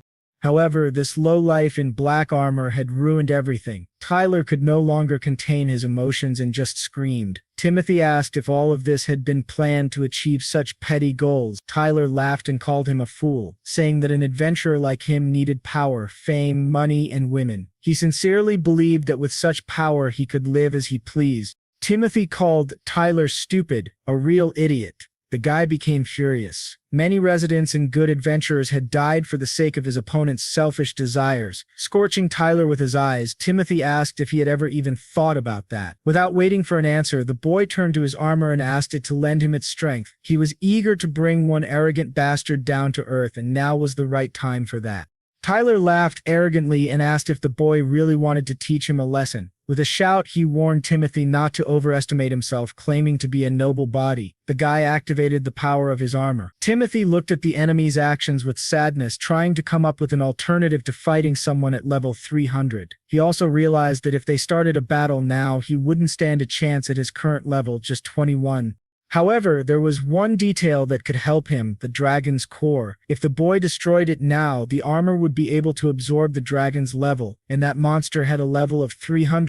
Timothy asked the armor if it had a skill for ranged attack that he could acquire right now. The system began searching, but it took a few seconds, and Tyler wasn't going to wait. He was already on the attack, shouting that it was too late to beg for mercy. He charged right into the middle of the group, and those nearby tried to jump away. The force of his attack was so strong that Abe and Timothy were thrown a long distance, unable to keep their balance or withstand the shockwave. In the end, Timothy fell to the ground, smoke pouring from his body in all directions. He couldn't get to his feet. He had experienced Tyler's power firsthand and finally understood what disaster rank meant. But Tyler wasn't going to stop. He shouted that Timothy must have gone crazy, claiming that this was his end. Timothy, however, realized that if this beating continued, he would be in real trouble. Unexpectedly, the system informed him that the search was complete and recommended purchasing the small grenade skill. Timothy didn't understand how that would help. He believed he couldn't destroy the core even if he tried, but the system said he didn't need to. In fact, the armor recommended using poisoned knives to increase their level. The guy got to his feet. Tyler, disappointed to see his opponent still standing, was enraged. He started shouting that Timothy couldn't even stand properly, let alone fight, but Timothy decided to fully rely on the armor system and made a request for small grenades. Tyler watched the guy's actions but didn't understand what he was doing. His opponent's behavior caused him to hesitate. Having acquired a new skill, Timothy said that everything was about to change and threw the knives in the adventurer's direction. The attack did not frighten Tyler at all. He laughed, calling it child's play. What was the point of throwing knives if they didn't even reach their target? But Timothy replied that the enemy was not the target. The former corpse collector shouted that this time he was aiming at the dragon. A second later, Timothy gave the command to explode, and Tyler didn't have time to do anything about it. With this new skill, which Timothy had just acquired, the Destroyer of Worlds was finally finished. Tyler twisted his head in all directions as the dragon's levels began to transfer into Timothy's armor. The system reported that the level had been absorbed and upgraded. Timothy immediately ran to attack the enemy. The two men faced off in a powerful confrontation, neither willing to give in. To top it all off, Tyler was very surprised to learn that his opponent had been only level 21. Timothy replied that it had been true at first, but now the situation had changed a bit. He was now level 31. Tyler finally understood. He had been wondering from the very beginning how this guy had been able to overcome the monster. When he struck Timothy again, he shouted that it was all because of the boy's damned ability. The enemy attacked again and again, forced Timothy flew across the clearing. Pausing for a moment, Tyler told the boy not to even think about joking with him. Was it possible that being just one level superior, the guy thought he could handle a catastrophe rank adventurer with vast combat experience? Tyler certainly didn't think so, and he told his opponent exactly that. He threw himself into another fight, but this time Timothy skillfully avoided his blow. In a moment, the guy was behind Tyler's back and struck him with a lightning punch. Stunned, the catastrophe-ranked adventurer barely managed to repel the swift attack. This crossing of blades between the two enemies caused a huge vortex of shockwaves. Timothy didn't understand what kind of experience Tyler was talking about. Such a greedy and arrogant bastard didn't need to mention it, because in no universe was Timothy ever going to lose to this miserable lowlife. Suddenly, Tyler's armor sent up a blue wave of energy around him, and the guy pulled away from the enemy just in case. Tyler said that Timothy's armor was pretty good, but added that the guy was still talking complete nonsense, so he told him to keep quiet. After a moment, Tyler activated his unique skill, Manifestation of the Crooked God. The sight was truly incredible. As the skill was activated, Tyler immediately attacked Timothy, screaming that this was his power. The corpse collector clearly understood that if he did not avoid this energy wave right now, he would die on the spot. Timothy rushed to the side, thinking that perhaps this was the same bloody guard skill he had seen before. It was on the list, a unique skill that could only be used once. Timothy managed to jump away and save his life, but it was only a temporary prevention of harm. The guy needed to come up with something fast, so he made a purchase request. In Tyler's opinion, there was nothing Timothy could do. Tyler struck again, but Abe covered Timothy with his shield, saving his life. Since Abe was not as strong as Timothy, the shockwave carried him a long distance and he fell to the ground, suffering from pain. Pushing through it, the boy said that if Tyler had dealt with the Destroyer of Worlds right away, his friends would have survived. Dripping with tears, Abe shouted to Timothy to avenge his friends and to do it right now. Timothy said that of course he would, and acquired the Curse of the Black Armor. Tyler decided to be proactive and attacked Timothy again, but this time the boy activated the power of his armor. The system notified him that the skill could only be used once and asked for confirmation of the purchase, and he fulfilled the conditions. At the same time, the request was agreed upon. The Desert Cursed was level 210, compared to Timothy's level 250. Soon after the first limb, the second one fell to the ground, and the guy wasn't going to stop there. The desert nomads came to the aid of their alpha and attacked Timothy from behind. Their speed would have been effective if the guy hadn't. The cost ranged from 1 to infinity, and there was an option to pay extra for any number of levels. Timothy immediately announced that he wanted to add more levels because he was not satisfied with just 1. The next second, the guy announced that he wanted to pay for 29 levels, which should result in a total of 100. The system accepted the purchase request, and at the same second, a beam of powerful golden energy shot up into the sky through Timothy. When it was over, with Timothy's level equal to 1, Tyler asked what the boy had just done. When he saw that Timothy was back to the first level, he laughed and said that the guy was definitely dead. Tyler could not hold back any longer and in his excitement rushed to Timothy, shouting that he was a complete idiot. The corpse collector stood calmly in place, only saying that Tyler could not defeat him. The guy activated the curse of the black armor he had just acquired, and at the same moment, darkness spread in all directions. Tyler, who was running toward the boy, suddenly realized that he could not move and was rapidly losing his strength. Timothy replied with a smile that it was a black armor curse that absorbs the opponent's level in proportion to the level spent. He also explained that he had spent 29 levels on this skill, which means that Tyler would lose the same amount. Looking carefully at his opponent, Timothy asked what he thought his level would be.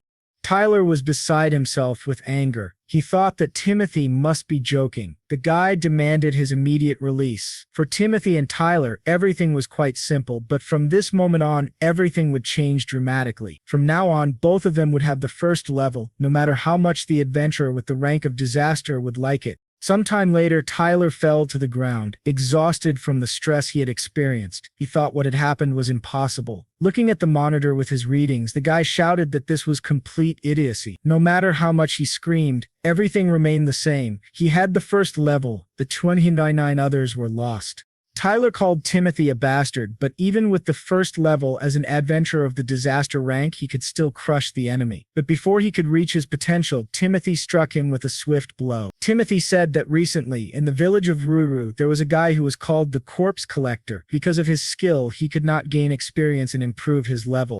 Unable to take the blows any longer, Tyler shouted at him to shut up and try to counterattack, but it was useless. Timothy jumped back to a safe distance and continued to talk about how the guy had always had level 1. However, now he is invincible. After everything he had been through, Timothy knew best how to win. He cut off Tyler's arm. Tyler was still on his feet. He called Timothy a bastard, but said that nothing was over yet. But Timothy disagreed with that statement. He believed that it was over and that it was clear who had won. Tyler was only more outraged by these words, and he rushed to attack his enemy's back. Timothy calmly replied that it seemed the guy had completely stopped soberly assessing the situation. Abruptly turning 180°, Timothy knocked the sword out of Tyler's hand, and to seal the enemy's defeat, he dealt him a few more blows. After such a swift counterattack, Tyler fell to the ground, unable to move and bleeding. A few minutes later, Abe came up to Timothy and thanked him for making the promised revenge come true. Timothy replied that he didn't need thanks. He would never forgive him, so he would have defeated Tyler without Abe's request. In addition, Tyler was still reluctant to accept his defeat. The guy was calling out to Timothy and shouting that he had cut off his right arm, thus driving himself into a dead end.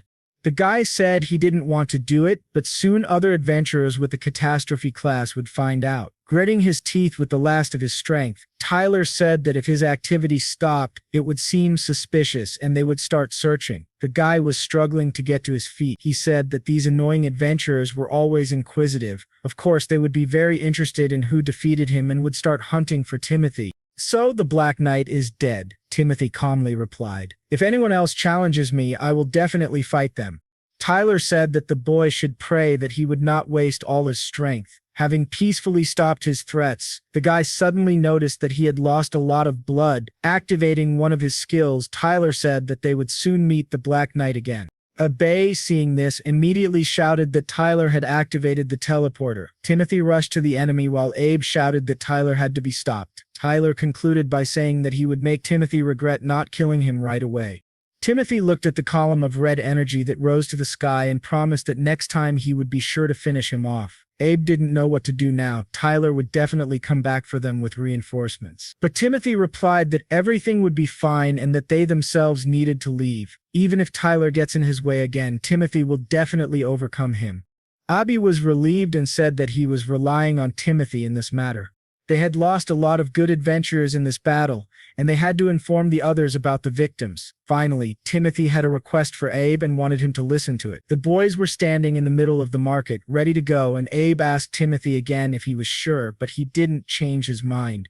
Abby said that when Timothy asked him for a favor, he expected something incredible from such a strong adventurer, but instead the guy asked Abe to take him to another city. Timothy was a man who could surprise. The guy said that he would actually like to continue helping the residents of this village and remain its defender. However, for now, Timothy had attracted the attention of disaster-class adventurers, and something had to be done about it. Sooner or later, if the boy stayed here, adventurers like Tyler would find him. But Timothy would like to protect the villagers from such a threat. After listening to the boy, Abe said that he understood Timothy well, which is why he decided to listen to his request to the end. To date, they had dealt with the destroyer of worlds, and it was a worthy cause for pride. Abe said that he had already informed the guild about the losses, and about Timothy himself, showing the boy the magic communicator. If Timothy was going to leave the village, Abe asked to send a couple of adventurers to protect him. It would be safe here for a while. The guys continued to walk through the market, talking, and they didn't notice that Lindsay was watching them. She was panicking. They approached the old man's store, but it was closed. Probably it was a day off. So Abe asked if the guy wanted to say goodbye to anyone. He would have asked them what they should do. He could have negotiated and changed the day of departure. But Timothy said it was okay, they could go. If the guy saw them, it would be a painful goodbye, and it wasn't just his grandfather. Timothy also didn't want to say goodbye to Lindsay and Melissa. The guy would never forgive himself if his loved ones suffered just because they got involved with someone like him. As he approached the exit of the village, A.B. looked back and said that if Timothy left the village now, he would not be able to return here soon. The guy asked again if Timothy would regret this decision, but he firmly replied that he would not, and left the village. Suddenly, the boy heard someone calling him. It was an old man with a package, standing behind him with a smile. The old man asked why the boy had such a sad expression on his face. If he was going to leave the village, the grandfather added that he had accidentally learned about Timothy's trip and handed him a package. It was for this reason that he had decided to bake the boy some bread for the road, and he did not take no for an answer. Timothy apologized for his decision to leave the village on a whim, but his grandfather told him to smile. If he had decided to leave the village, he must have a good reason. Timothy was an adventurer, and his grandfather had always watched over him from the first day, from the beginning of his journey. At least in parting, the old man asked to be allowed to see Timothy off with a smile on his face. Timothy decided to make his grandfather happy, and with a smile said goodbye to him and left the village. Abe said that his grandfather was a good man and asked how the farewell bread tasted. The boy replied that it was incredibly delicious. Abe said that they could go now, but first, they had to visit the city where the guild he worked for was located. This was the southern headquarters of the Adventurers Guild, which was called Durham. That's how Timothy left the village of Rura behind, and new adventures awaited him. After walking a bit down the road, the boy saw a group of armed goblins attacking a cart. Abe realized that the goblins had attacked a caravan of traveling traders, but Timothy calmed him down, asking him to hold his things for a minute. The former corpse collector took out his weapon. It was time for him to raise his level before entering the city. He began to absorb the power of the goblins. These creatures did not pose a great threat to Timothy. They were level 1 and their leader was level 5. Abe looked at the scene and couldn't wait for the boy to finally show his true strength. When the job was done, the guys left behind a mountain of corpses, and their next stop was the southern city of Durham. Sometime later, Abe and Timothy entered a street in the southern city of Durham. This majestic city was located northeast of the village of Rura, a large city in the southern part of the continent. As he walked through the front gate, Timothy was struck by the large number of people around him. The atmosphere of this city was radically different from the village, but it was not surprising. After all, Durham was one of the largest cities on the continent. In the center of this city was the headquarters of the southern branch of the Central Council of the Adventurers Guild. There were many guild headquarters on the continent, with many talented adventurers as members. Abag explained that there were many talented adventurers in this city, just like Timothy. Against the background of these warriors, the guy should not stand out much unless, of course, he raised his level again. Timothy smiled when he heard this remark. Currently, his level was 1110. If not necessary, he would not raise his level. The boy looked at Ab and thanked him for his timely guidance. On the way to the city of Durham, he had actually raised his level a bit by absorbing the power of the goblins. Ab advised him to stop raising his level for now, and Timothy asked why. The guy replied that if Timothy's level was radically different from others, it would attract too much attention. You can imagine a situation, he said, where Timothy walks around the city with level 300. People will say that he's a new adventurer of disaster rank. Timothy replied that if that was the case, it would really attract the attention of disaster-rated adventurers. Abe noted that if everyone saw that the guy was the same adventurer who had defeated Tyler, many would want to compete with him. He had heard that there were a lot of centrics among adventurers with the rank of catastrophe, so it would be better not to attract the attention of strange personalities. Adventurers needed to stick together, not compete. That was Abe's opinion. When he saw a rabbit nearby, Abe reminded Timothy that adventurers were obliged to protect and preserve the peace of civilians. Timothy listened to the guy like he was mesmerized. In his opinion, Abe was a very talented adventurer. Many adventurers cared only about money and fame. Tyler was the same way. Timothy wanted to become an adventurer who would be kind and just like Abe. The fact that the guy had such a high level now meant nothing. He had to match this power and use it wisely. They continued to walk down the street, and Timothy decided to ask where exactly they were going. Abe apologized and explained that they had gotten carried away and he hadn't told Timothy they needed to report on the Destroyer of Worlds. So first, they would go to the guild headquarters. The guys reached their destination and approached the counter, where an employee greeted them and asked what order they wanted to report. Abe replied that he had transmitted the entire mission report via the communicator. The girl said that if so, she would give him the reward right away. Smiling, she asked him to tell her the name of the mission he had completed. After a short pause, Abe said it was the incident in the village of Rura, the Destroyer of Worlds. The smile immediately disappeared from the girl's face. She turned around and walked away, muttering that she would bring Abe his reward right away. After a few minutes, she returned and put several bags of gold coins on the counter. She said that this was the reward for the mission. Since all the members of Abe's group were dead, the entire reward went to the only surviving adventurer. That person was Abe, who at that moment was looking at the girl, unable to say a word. Timothy was amazed, wondering why Abe had been so depressed all the way here. It was clear now, the boy felt guilty for being the only survivor of that massacre, and this guilt tormented him. Abby eventually took the money from the counter. The employee folded her arms across her chest and expressed her sincere condolences. On their way out, Timothy asked his silent friend what the girl had said to him. Pausing, Abe replied that members of his squad had died and he, as the leader, had to take responsibility for their lives. The guys went outside and Abe stopped on the threshold. The guy sighed. The rumors had spread faster than he expected. He didn't want his problems to affect Timothy, but the crowd of adventurers who wanted him dead deprived him of that opportunity. People demanded that he meet with the families of those who died and give them the money he received for the mission.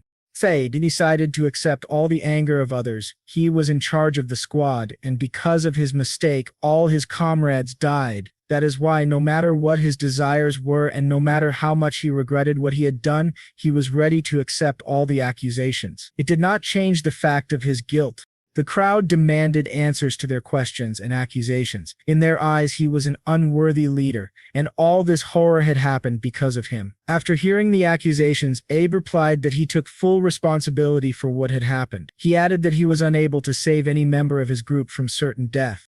The guy, with tears in his eyes, continued to say that everyone who was with him had died because of his mistakes. One man in the crowd shouted that it didn't matter how much Abe regretted what he did. Suddenly, all his anger turned into tears, and he said that all those who died were the best adventurers. The guy looked up and shouted again, wondering how they could lose to a level 50 flame dragon. Timothy couldn't understand what was happening. Everyone around Abe was wrong. It was not like that at all. He knew that they were facing a world destroyer of the 300th level, and none of the adventurers were prepared to face such a destructive force. The boy couldn't stand this slander any longer. He shouted that everyone present was wrong and wanted to tell the truth, but Abe stopped him without turning around. The guy said that he was very grateful to Timothy for his concern, but he could not allow him to speak. It was his mistakes that killed the entire group of adventurers, and he really thought so. If he had ordered the evacuation of the villagers, then he could have avoided all these deaths. The boy's argument was interrupted by another adventurer from the crowd who wanted to know what they were talking about. The adventurer shouted at Abe, accusing him of sacrificing his comrades for the sake of a reward. As soon as the man finished speaking, Timothy immediately ran up to him and shouted that Abe would never do that. But the burly man looked at the boy and ordered him to shut up. He did not want to hear excuses from strangers. Timothy did not remain silent. He replied that he was not a stranger. He, along with Abe, had fought a world destroyer of the 300th level. This news caused a stir among the crowd. If it was true, their return was a miracle, and someone needed to go to the guild for details. The burly giant said that the boy was talking nonsense and revealed his level to Timothy, but a moment later he was surprised to find that Timothy had the same level as him. This giant's name was Will, and he was at level 110. Now, the man doubted that a boy with this level could survive a battle against a level 300 monster. Timothy couldn't give any details, so he simply answered that he had his reasons. This response provoked a strong reaction and laughter from the man, who thought Timothy was making it all up. The giant told Timothy to go away, but Timothy replied that he could only be forced to do so. Both of them were stubborn. A moment later, their swords were drawn and clashed. The first attack kicked up a lot of dust. Appy, covering his face, asked Timothy to stop, saying that it was all his fault. He couldn't save his comrades and brothers in arms, and he considered himself a terrible leader. The fight didn't stop, no matter how much Abby wanted it to. Neither of the opponents was willing to retreat. Timothy shouted that it was all a lie. Yes, all of the boy's friends had died. That was a fact. But there were important details being ignored. Continuing to attack, Timothy said that no one could have foreseen such a tragic ending. Abe had stayed with his comrades to the very end. Even in the face of death, he didn't run away or abandon them. Timothy knocked the sword out of his enemy's hands with a lightning-fast strike, and it stuck in the cracks of the pavement. In conclusion, Timothy said that someone who had arranged all these deaths for the sake of a reward would never mourn his friends like this. Abe was not a bad leader at all. If he wanted to take responsibility for the deaths of his comrades, Timothy wouldn't object, but personally, he believed it was wrong to take responsibility for everything, as much of it had been completely out of Abe's control. That was why Timothy wanted to protect Abe from such thoughts. He turned to his friend and called him a leader who, despite the situation, had not abandoned his comrades and had avenged their deaths. Abel, with tears in his eyes, looked at the boy and asked why he was helping him. Timothy extended his hand and told him that he was the ideal adventurer he aspired to be. That was the reason. But the burly giant did not want to be defeated. Pulling out a knife, he attacked Timothy from behind. Abe, seeing this, tried to warn the boy. Timothy looked back, but the danger was suddenly gone. Behind him, a dapper adventurer had appeared and placed his sword at Will's neck, stopping his cowardly attack. The unexpected appearance of the stranger made Timothy tense. He felt a terrible aura around the man and wondered who he was. But Abe stopped Timothy and told him he could put his sword down. The man was his colleague. He was known as the Supreme Adventurer of the Sword of Salvation Guild. His name was Mr. Lyle, and he was level 200. Timothy breathed a sigh of relief. It turned out to be Abe's friend. Lyle asked if this was the same Timothy, and Abe confirmed it. He said that Timothy had saved him in the battle against the Destroyer of Worlds. Not only had he saved him, but they had defeated the monster together. After a short pause, Lyle added that this was not the end. The two had also encountered that bastard Tyler along the way. Impressed, Timothy asked how Lyle knew about him. Abe replied that he had told Lyle everything that had happened in the village. He also added that because of this, he had reported his encounters with Tyler to the central leadership and the guild master. It was because of Tyler that the Destroyer of Worlds had not been killed in time, which had caused a lot of problems. But thanks to Timothy, they had managed to kill the dragon, something that wouldn't have happened if Tyler had destroyed the core when he had the chance. Tyler had known about it perfectly well. That's why after these events, a bounty was placed on his head too. Lyle said he had only recently arrived in the city. He had been on an expedition and could not come to the aid of their group earlier. Abe had reported everything that happened after the expedition was over. As soon as the head of the guild learned the details, he came to Durham immediately. But now a bunch of idiots were accusing the squad leader of the deaths of his comrades, without even investigating the situation or learning all the facts. Lyle was very familiar with the pain felt by the families and friends of the adventurers who had died. No words or money could bring back lost lives, but everyone here was an adventurer. They were obliged to keep the citizens calm. Lyle clenched his fist and added that every time adventurers risked their lives for the benefit of others, all the boys and girls who died knew what they were doing when they became adventurers. It was their destiny. And what everyone here was doing now was shifting responsibility to those who had fought alongside their loved ones to the very end. Having made this passionate speech, Lyle wished to end the conversation on this note. Timothy, who had been listening to Lyle without saying a word, now decided to ask Abe if he was a good man. Abe told him not to have any doubts, but added that Lyle was a pretty tough chairman. Waiting for the crowd to disperse, Lyle turned sharply toward Abe and announced without preamble that he was kicking him out of the guild. The man explained that even though he had resolved the misunderstanding, the boy's incompetence could not be justified. He could not leave a leader who had doomed an entire team to death in one of Durham's strongest guilds, the Sword of Salvation. Timothy was amazed. Was the guy really a member of the strongest guild in the city? Was it really that first class? Lyle, meanwhile, apologized to Abe, saying he didn't see any other choice, though he imagined Abe might have some objections to it. But Abe said he didn't have any. He just wanted to ask Lyle for a favor in the end. Putting his hand on Timothy's shoulder, he asked if the candidate could be accepted into the Sword of Salvation Guild. If Timothy could find allies in the guild, he could achieve great results in the future, benefiting the city. Abe sincerely believed that even though he had been expelled, Timothy had every prospect of becoming a first-class adventurer. Just as Lyle was about to agree, Timothy interrupted the conversation. He said he was against letting Abe be irrevocably expelled from the guild, but also that he would never agree to join a guild that abandons its own comrades.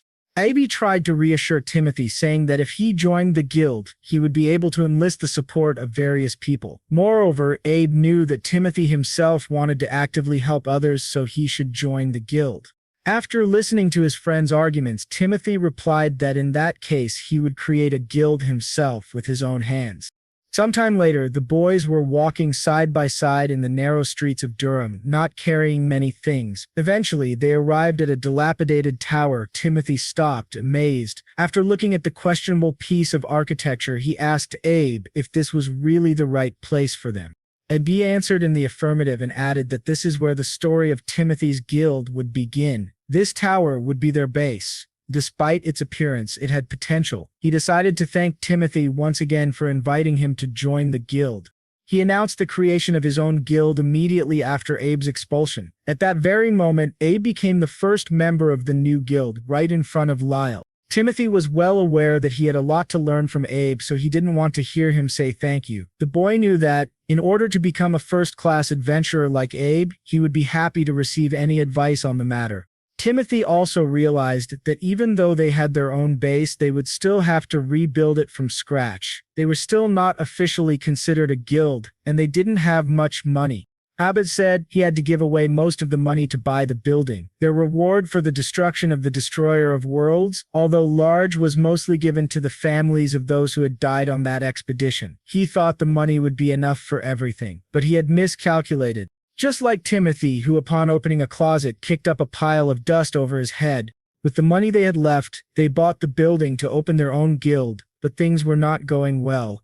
Armed this time with rags and buckets of water, the guys finally began the general cleaning. A few minutes passed and Abe was already trying to warn Timothy of danger again. While washing the floor, Timothy slipped on the water he was pouring and fell face first into a puddle. This situation made both friends laugh. They laughed out loud, unable to stop. In that moment, Timothy realized that ever since he received this armor, his whole life had turned into a battlefield, but he also missed those peaceful days. Suddenly, the boy's joy was interrupted by the sound of the door swiftly opening. A woman's voice apologized. When Timothy got to his feet, he was surprised to see Lindsay and Melissa in the room, looking at him with concern. Lindsay shouted that the guy just wanted to get rid of them. Melissa, sadly, said that Timothy had left without even saying goodbye.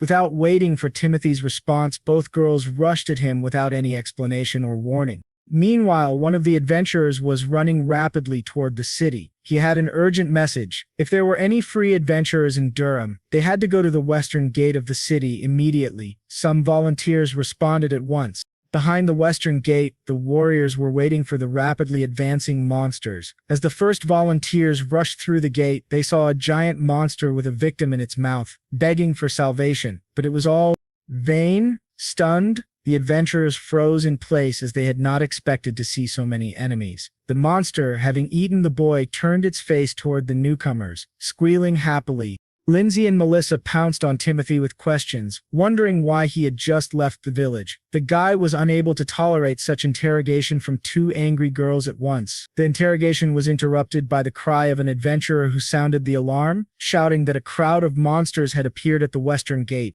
All the adventurers who heard him now had to immediately approach the western gate. Timothy breathed a sigh of relief and turned to Abe. It was time for them to move. Turning to the girls, Timothy announced that he would tell them the reason he had decided to leave the village later. For now, he wanted Melissa and Lindsay to wait patiently for him here. Without waiting for an answer, Timothy headed for the exit. Their first mission as the New Durham Guild was starting now.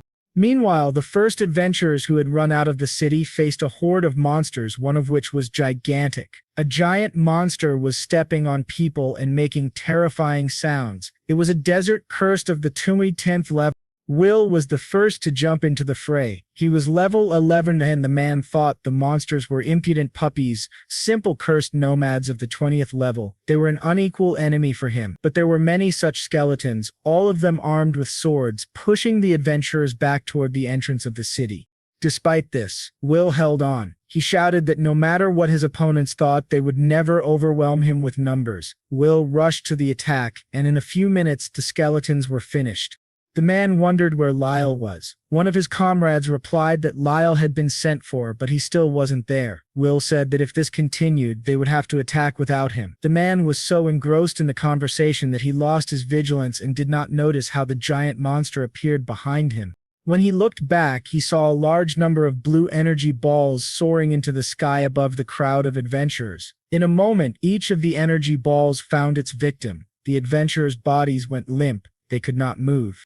Will realized that the attack hadn't done any damage yet, but the man knew that the spell added to the energy balls was a desert curse. Will realized he could no longer move any part of his body, but he could still see the skeletons coming at him. At this rate, one of them would kill him, especially since they weren't that far away. Suddenly, the cursed nomad's attack was interrupted by Timothy, who ran at him and smashed him to pieces. A moment after the skeleton was destroyed, Timothy was notified by the system that the next level had been absorbed.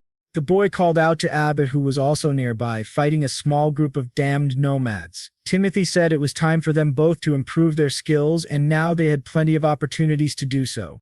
Beb replied that in the current environment, Timothy could safely let himself go. From that moment on, the skeletons' heads fell like apples from trees, and the system didn't even have time to notify them about the levels being absorbed. Soon, Timothy had already reached the 250th level. Abe shouted that the guy could leave the skeletons to him. Timothy knew he could rely on Abe to always have his back, and now he had one goal left. His target was the alpha monster, the one who had been sending curses and had already cursed several adventurers. Rushing at the monster, Timothy shouted that this time the curse would have to be borne by the desert cursed himself. With a smile on his face, the boy said he would be very eager to find out how the monster would cope with his curse. Meanwhile, Lyle, whom no one could find, had gone outside the city through the eastern gate. While the horde of monsters was attacking from the west, he had decided to check the eastern gate as well, but he could not have imagined that he would meet another army of monsters there. The eyes of the monster and Lyle crossed. The adventurer was 10 levels behind the monster. A moment later, the desert curse activated. The energy balls carrying the spell soared again. But Lyle said that even if all the monsters fought against him alone, they shouldn't think they could easily defeat him. The head of the guild admitted that, as his opponent, the desert curse deserved to be captured. But unfortunately, no matter what army the monster assembled, it would not be enough to defeat Lyle. A second later, Lyle activated the legendary demonic coming skill. He shouted that the lives of the monsters would end in exactly 5 seconds. At the western gate, Timothy was fighting with the desert cursed, saying that it was the monster's turn to feel the curse. The guy struck the first blow, cutting off a limb. He was very curious how the desert cursed would cope with an opponent like him. The desert cursed was level 210 compared to Timothy's level 250. Soon after the first limb, the second one fell to the ground, and the guy wasn't going to stop there. The desert nomads came to the aid of their alpha and attacked Timothy from behind. Their speed would have been effective if the guy hadn't.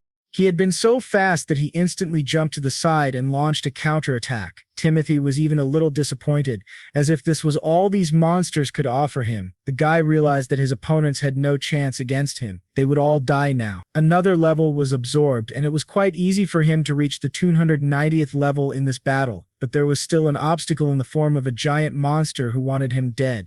The desert cursed swung at Timothy with its remaining limbs, trying to grab him, but the boy deftly dodged the claws. Realizing that it would not be able to capture the enemy, the desert cursed fired energy balls with spells in his direction. Abe, who saw this, began to worry about Timothy. He warned the boy not to touch those bullets, but Timothy reassured his friend, activated the power of his sword, and said that everything was fine. A moment later, a protective sphere of energy formed around Timothy, and he knew that the desert cursed would never hit him. The two friends were so engrossed in the battle that they did not notice the eyes of the other adventurers watching them, including Will. While the adventurers who were conscious were trying to figure out who he was, Will recognized the scumbag he had fought in the square. After a series of lightning attacks, the desert cursed fell to the ground, draining the liquid that had kept him alive. Timothy said that the monster had cursed many innocent people and asked if he was satisfied with himself. The guy's answer didn't matter. Regardless, the desert cursed would die right now. Suddenly, the monster released hundreds of energy balls with a spell into the sky, which hovered in place. Timothy did not understand what was happening. The desert cursed screeched loudly, and the energy balls flew rapidly toward the city of Durham. Timothy was angry with himself for letting his guard down, and with one blow, he sliced open the skull of the desert cursed. The boy realized that the monster's curse was originally aimed at the city of Durham. Local residents saw unexplained objects in the sky above them that were rapidly approaching, and no one knew what they were. Timothy realized that the locals' innocent people were the true targets of these monsters, and that the monster's plan had already begun to take effect. While the boy was recovering from the shock, the system informed him that the level of the desert cursed had been absorbed, and Timothy's level was now 500. Abe, who had dealt with his own opponents, approached the boy and said that things were bad. The monster was not as dangerous as its curse. The curse of the desert cursed was not easy to get rid of. The victim faces a slow and painful death.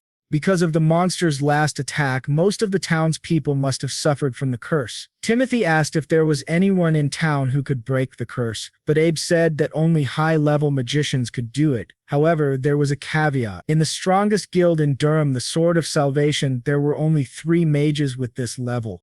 Timothy was surprised by this news, as if there were only 3 powerful wizards in the entire city. Ab assured him that he knew only 3 mages who could cope with the curse of such a monster. The guy's conversation was interrupted by newcomers who ran up to the cursed adventurers and asked how they were feeling. They were the same magicians, and they asked the victims to be patient. A cure would come soon. One of the magicians called for Miss Helen and said that the curse was quite serious, but they still had a chance to save the adventurers. Helen, who was also hurrying to the cursed, shouted that it was good. Everyone should focus on supporting their injured comrades. She would never let anyone die today. Helen was a high sorceress from the Sword of Salvation Guild. Abe repeated what he had said earlier. He knew of only 3 mages who could deal with the curse, and they were the ones. But the problem was that the number of victims of this incident was growing every second, and at this rate, the magicians would not have time to save everyone.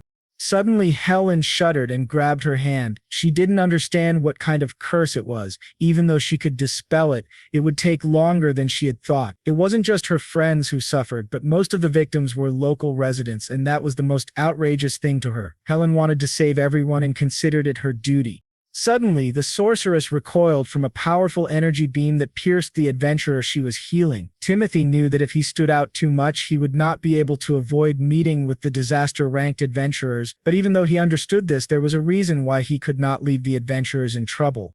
The guy's level had transformed. Timothy received the unique skill Heavenly Good. He asked Abe if he had done the right thing. Abe broke into a smile and answered, "Why are you asking me that? It was a really good cause." Timothy, having reactivated the skill, aimed his hands at another adventurer. Soon, each of the cursed was touched by the miraculous energy of the adventurer Timothy. The amazed Helen looked at the scene and could not believe that the boy had removed the curse from every injured adventurer. She looked back at the guy and asked, "Who are you?" But Timothy didn't have time to discuss such nonsense. He promised to talk to Helen about it later. For now, there was a curse raging in Durham. Walking to the western gate, Timothy said they had to save the locals and asked if the girl was coming with them. Helen immediately agreed, hurrying to join her new friends. She said that she was one of the strongest wizards in the guild and it was her duty to help the victims. Meanwhile, in the city, the curse of the desert cursed had already consumed all the inhabitants. Timothy activated his skill. They had very little time to save the locals from death. Sometime later, Timothy was looking at the monitor. Many people had suffered because of his mistake, and he wanted to save everyone. He decided to use the special skill Heavenly Blessing, and the system informed him that the request was completed and the skill was ready to use.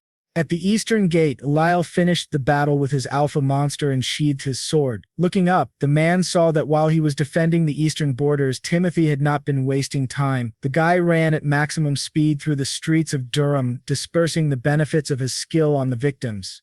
Helen couldn't keep up with his speed, so she approached each of the bewitched people and asked if they were okay. One by one, the victims regained consciousness and tried to answer. Helen still couldn't believe what she was seeing. The stranger had completely erased all possible effects of the curse. In her opinion, it was brilliant. But Ab didn't think so. The number of victims was too high. He was afraid that no matter how hard Timothy tried, he would not be able to save everyone.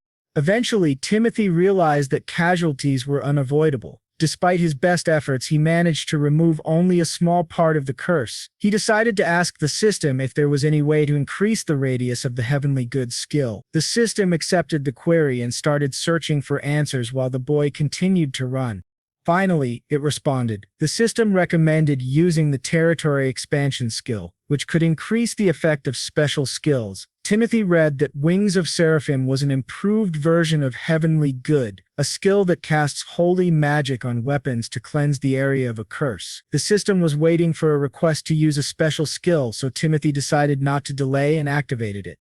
In a moment, everything around the boy was illuminated by a blue light. He was holding a winged sword in his hand, and the holy magic was activated. Timothy announced a request to use the skill to cleanse the entire city of the curse. A pillar of energy burst from the sword, split into parts, and found each victim, eventually engulfing the entire city in its radiance. Finally, Timothy was caught up by Abe and Helen, both of whom were surprised by the sight. Helen could not believe it. She was seeing holy magic with her own eyes. The girl was very curious to know whether Timothy was really a simple adventurer or a saint. The guy replied that he was no saint, but he would do everything possible to save the people of Durham. Unfortunately, he was just an ordinary adventurer.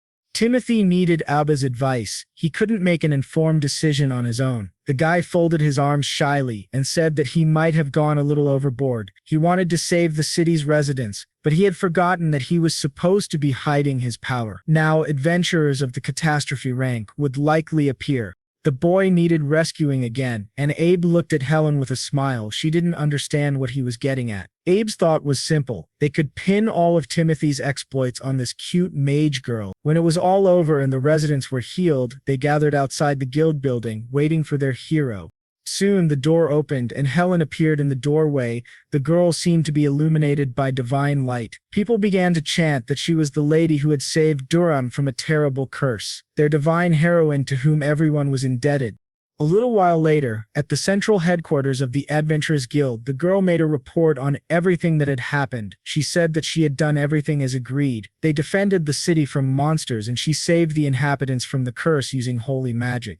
Timothy was sincerely grateful to the girl for her help, but he did not become the hero who had single-handedly saved the people of Durham from the curse. Instead, Ebbia had suggested in time that they attribute all the feats of the day to Helen, the strongest mage in the guild. It didn't seem suspicious. Helen said that she still had to write a detailed report on what happened, and the guys assured her that they would help with it. Timothy once again apologized to the girl for putting all these worries on her shoulders, but Helen said that everything was fine. The boy had saved all the residents from this unspeakable horror. She wanted him to accept this as repayment for saving the victims. From now on, he could count on any help from her. The guys looked at each other and liked the idea. Ab said that the guild seemed to have gained more members because of the stories about the heroine who saved the city, but the girl told him to be quiet. She didn't like being called that. Abs thought it was only natural. Helen was one Helen was one of the best mages in the guild, so the title of divine heroine who saved the city suited her. The most important thing in Ab's opinion was not to pretend, but to believe the lie himself. The divine heroine gave the residents confidence that they would always be protected by someone like Helen. Timothy, in the opinion of both boys, was not suitable for this role at all. That's why Abe decided to summarize that Helen was destined to play such a responsible role. The girl blushed. The word role seemed rather pretentious to her. She didn't consider herself an actress. Timothy asked Abe if he was sure the plan would work, and Abe once again answered in the affirmative. He was confident that thanks to Timothy's incredible abilities, they could make Helen a living legend in Durham. The girl magician simply could not stand all these grandiose plans of the boys, but no one listened to her. Abba grabbed Helen's hand and dragged her to a secluded spot, with Timothy trailing behind. Abba wanted Timothy to give the girl holy power so that the townspeople wouldn't be suspicious. If they wanted to maintain Helen's status as the divine heroine, she needed to be given that same divinity. Fear settled in the girl's eyes, and she asked how Timothy was going to give her the power if he was going to shoot holy light at her. Timothy simply apologized for what he was about to do and assured her that he wouldn't harm her. Everything would be fine. Finally, Timothy said that if Helen didn't want it, he would understand and they would go their separate ways. After some thought, the girl replied that she had already said she could be counted on. Timothy had saved lives in front of her, so she trusted his decisions. The guy came closer to her and thanked her once again for her service. If Helen allowed him, he could no longer hold back. A second later, the girl was illuminated by a golden divine light that almost knocked her down. Timothy had activated the wings of Seraphim and shared them with his accomplice.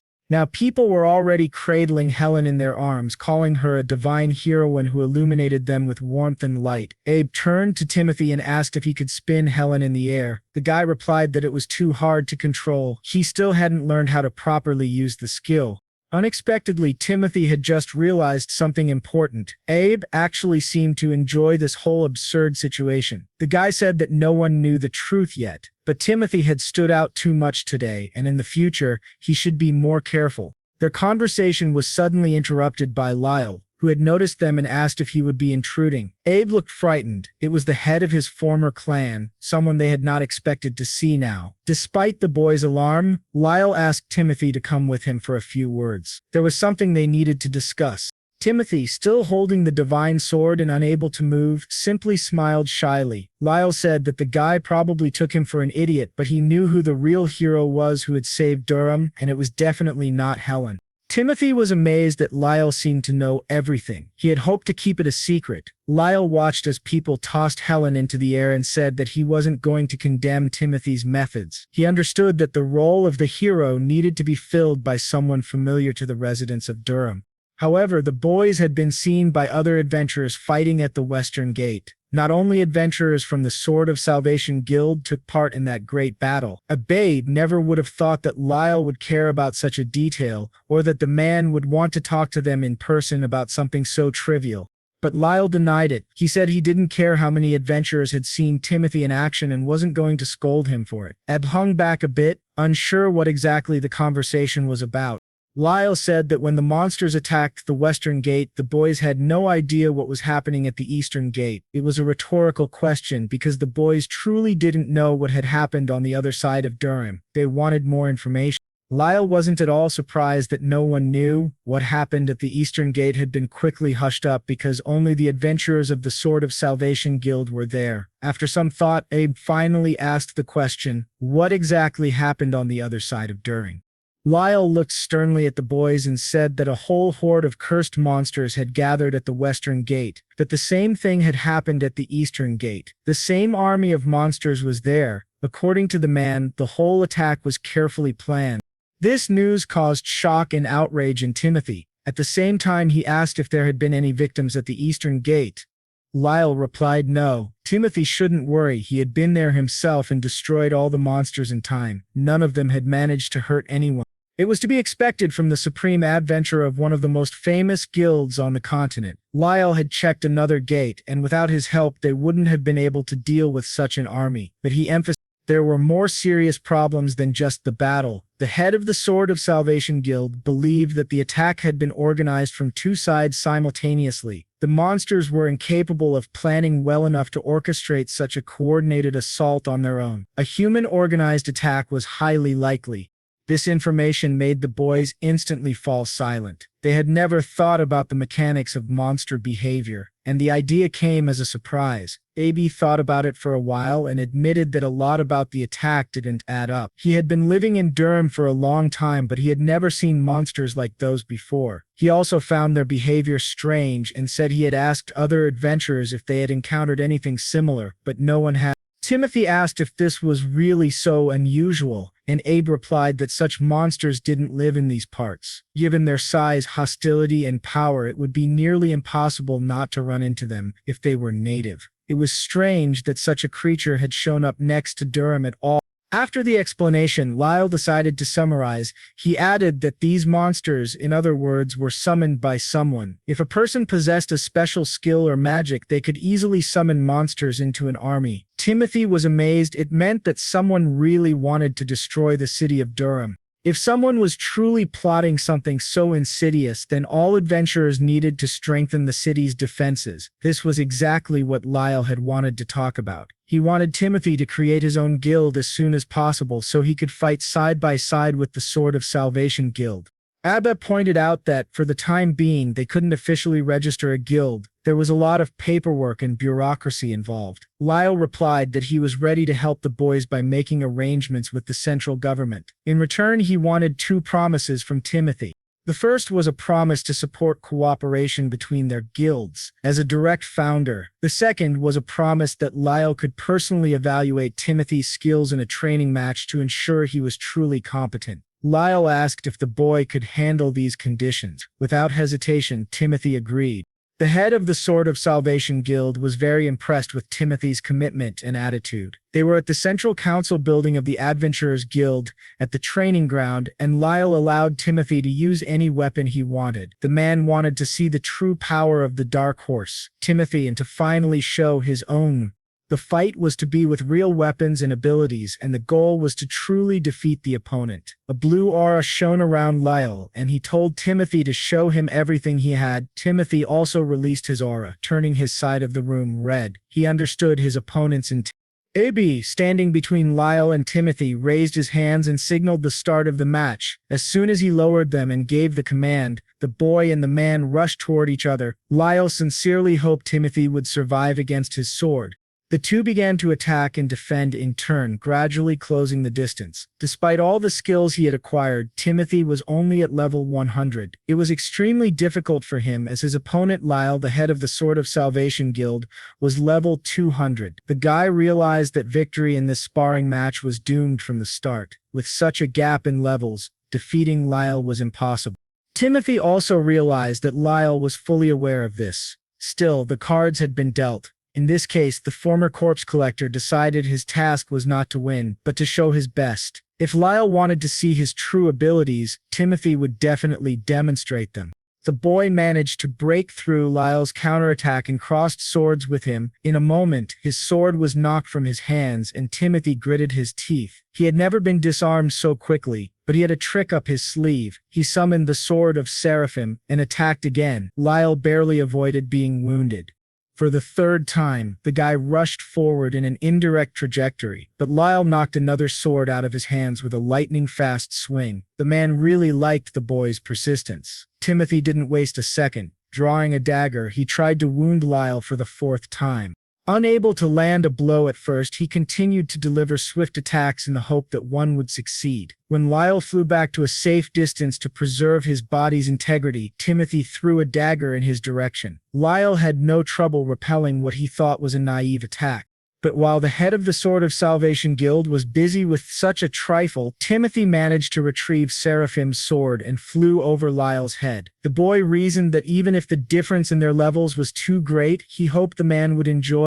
They fought to the fullest. The guy pointed his sword at the enemy and made his move. Lyle disappeared in a powerful energy beam that scattered stones in all directions. Abe was delighted. Despite the obvious difference in levels between the two, Timothy's fighting skills as an adventurer had definitely improved. He was watching the guy who landed on the ground in front of the fire he had lit himself. Meanwhile, Timothy looked at the traces left by his punch, realizing that this was the maximum he was capable of at the moment. He wondered what Lyle thought. A few seconds passed and Mr. Lyle finally appeared in the smoke, bloody and shaken by what had just happened to him. Staring at Timothy, he said that if it weren't for the level difference, he would have died from such a direct blow. In his opinion, the entire fight and Timothy's persistence were commendable, and there was no doubt about the guy's fighting skill. Lyle announced that they would now move on to the next part of their match. This time, Timothy would have to defend himself. The guy couldn't understand why his opponent's mood suddenly changed so drastically. Lyle now had a killer attitude. Abby also noticed the sudden shift and realized that Lyle wanted to use a legendary skill against Timothy. At that moment, a shockwave rose around Lyle from the activation of the legendary demonic coming skill. The man was laughing, shouting that this was now a fight to the death. If Timothy didn't stop him, the guy's life would end in exactly 15 seconds. Timothy could also see that Lyle had activated a legendary skill, but he hadn't yet realized just how powerful it would make him. Abe was extremely worried about his friend. He shouted to Timothy to be careful and informed him that this skill of Lyle's would double the user's level for 15 seconds. Timothy was stunned. Did Ab mean that Mr. Lyle's level was now 400? Unfortunately, Ab was right. Things had become very difficult. Meanwhile, Lyle was growing more and more filled with indescribable rage and power. He thundered throughout the room that his blood was boiling in his veins. He hadn't fought an adventurer near his strength in a long time. Initially, this fight was meant to test Timothy's abilities, but now Lyle wanted to truly enjoy himself during these 15 seconds. He was delighted by this boy who had met and even surpassed all the expectations of the head of the Sword of Salvation Guild. A demon had been sleeping inside Lyle all this time, waiting for a worthy opponent, and now no one could stop him. While Lyle was making his speech, he let his guard down and delivered a sudden kick to Timothy's body. Timothy, suffering from indescribable pain, flew rapidly across the room, unable to resist. Before Abe's amazed eyes, the guy smashed through the wall and was thrown out of the fight hall. The crowd, still cheering their hero, stood in the square in front of the building. Helen, looking at Timothy's fall, didn't understand what was happening. Meanwhile, Lyle wasn't going to let the guy go so easily. He still had 10 seconds left and wondered whether Timothy could withstand another powerful attack. The countdown continued, and at the 9th second, Timothy began descending to the ground. His strength and consciousness nearly gone, the guy felt his mind slipping away. He was falling, wondering how he could have lost so suddenly. Then, Timothy heard someone calling his name from below. It was Melissa and Lindsay. Their faces were filled with worry. The two had suddenly shown up at his guild and bombarded him with questions. And suddenly Timothy remembered he had a guild. He saw Helen in the crowd and remembered saying goodbye to her before meeting Mr. Lyle. It was to protect the city and the people he loved that he had decided to found his own guild. While Timothy was thinking about all of this, Lyle nearly caught up to him mid-fall, still holding his sword with the last of his strength. The former corpse collector tried to resist. He swung his blade several times at the enemy, managing to slow him down. Lyle rejoiced. His inner demon had finally fought for real. Only against strong opponents could he reveal his true self, and he hadn't done so in a very long time. But unfortunately for both Timothy and Lyle, the story was about to reach its end. The man used a demonic black flash. The attack knocked the sword of Seraphim out of Timothy's hands, and the boy was nearly in despair. In the end, he admitted aloud that he was still far from Lyle's level and that he had lost this battle. But despite everything, Timothy promised that he would survive. At that moment, the system informed him that the explosion of the sacred weapon would protect him from the opponent's attack. Within a second of this announcement, Timothy shouted for the holy sword of the Seraphim's wings to explode. The weapon immediately obeyed its master's command and exploded between him and Lyle, forming a protective shield against the latter's devastating blow. Despite this, Timothy was still hit by the shockwave and began falling rapidly toward the ground. But at least now Lyle had been slowed down. The guy plummeted from a great height and struck the pavement, sending shards flying in all directions. With the last of his strength, Timothy begged his armor to restore. Timothy focused on Seraphim's sword and searched for a skill that would help him get another weapon into his hands. The system emphasized that Timothy needed to retreat immediately, but the guy already knew this without prompting. Still, he couldn't run away. Timothy wanted to fight. He needed new swords, and the system informed him that there were two epic skills that matched his request: weapon restoration and quick weapon repair. They cost 90 levels and Timothy bought them immediately. The system accepted his request and confirmed the purchase. A few seconds later, swords returned to both of his hands. Timothy crossed them and called out to Lyle, inviting him to the offensive and promising to cool his temper with his deadly blades. Timothy realized that if he could hold out just a little longer, he could definitely defeat his opponent. But the world was already spinning, turning into a continuous wave. Falling to the ground, the guy was still forcing himself to fight, but it was no use. He lay face down at Lyle's feet.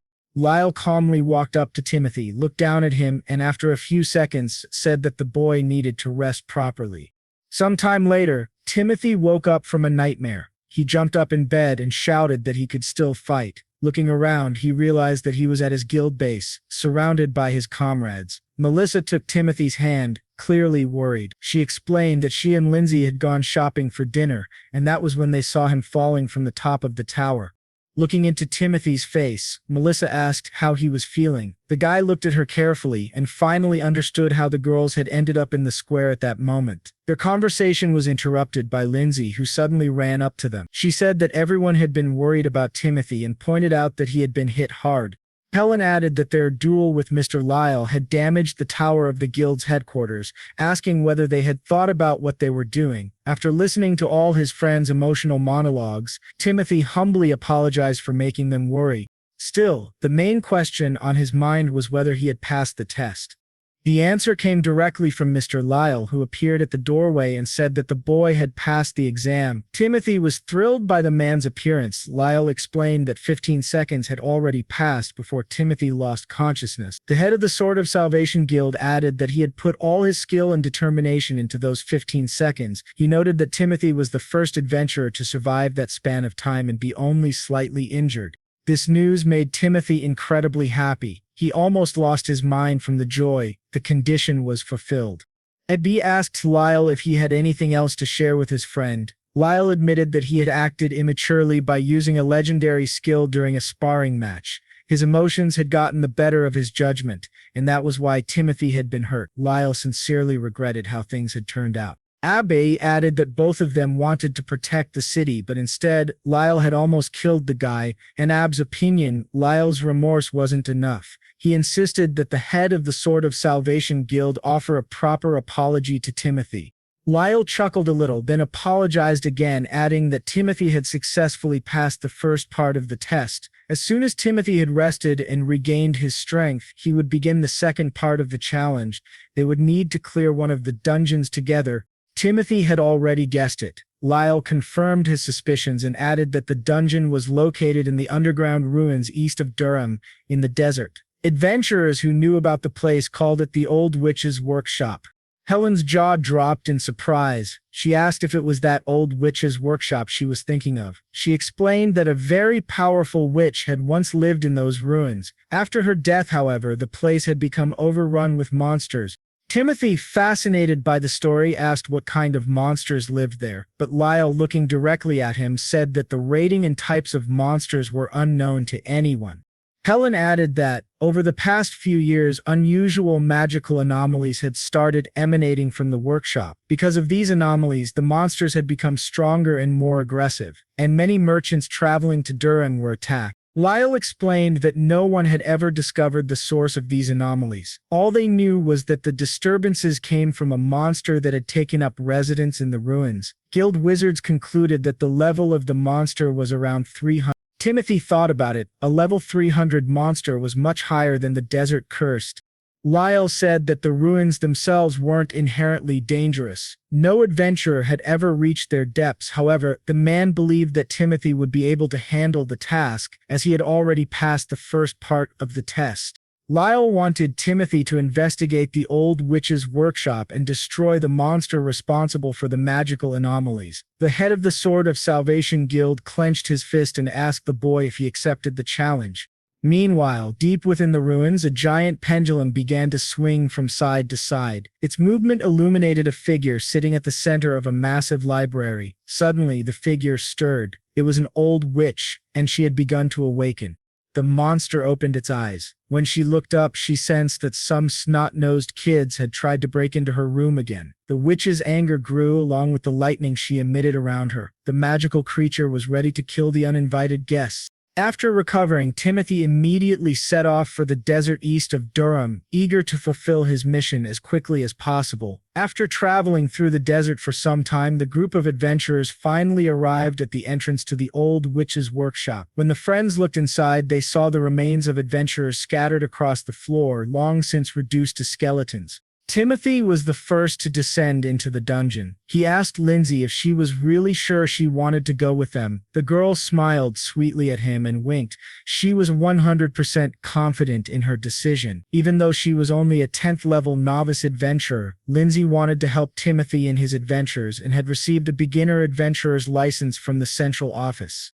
Lindsay knew why Timothy had left their village, and she had decided to let him know. When Timothy had been unconscious, Ebbe had told them everything. The girl believed Timothy was an incredibly kind person, so kind that in order not to bring harm to the villagers, he had simply chosen to leave. Now, Lindsay's biggest dream was to become as strong as Timothy. That's why she wanted to travel with their band of adventurers. Timothy noticed that the old witch's workshop was a very dangerous place to begin one's journey, and the girl was only level 10. But Lindsay, waving her arms hysterically, shouted that Timothy himself had also been level 10 when he left. The guy tried to explain to her, but she cut him off, saying she had already found out about his epic skill from the department. Unlike Timothy, Lindsay wouldn't gain levels unless she faced difficult battles. It was for the sake of power and increasing her rank that she was willing to take such crazy risks. While Timothy thought it was all a bit unreasonable, Lindsay finally tipped the scales in her favor by saying she knew he would always protect her in case of danger. Timothy scratched the back of his head. He was too tired to argue, so he let the girl come with them.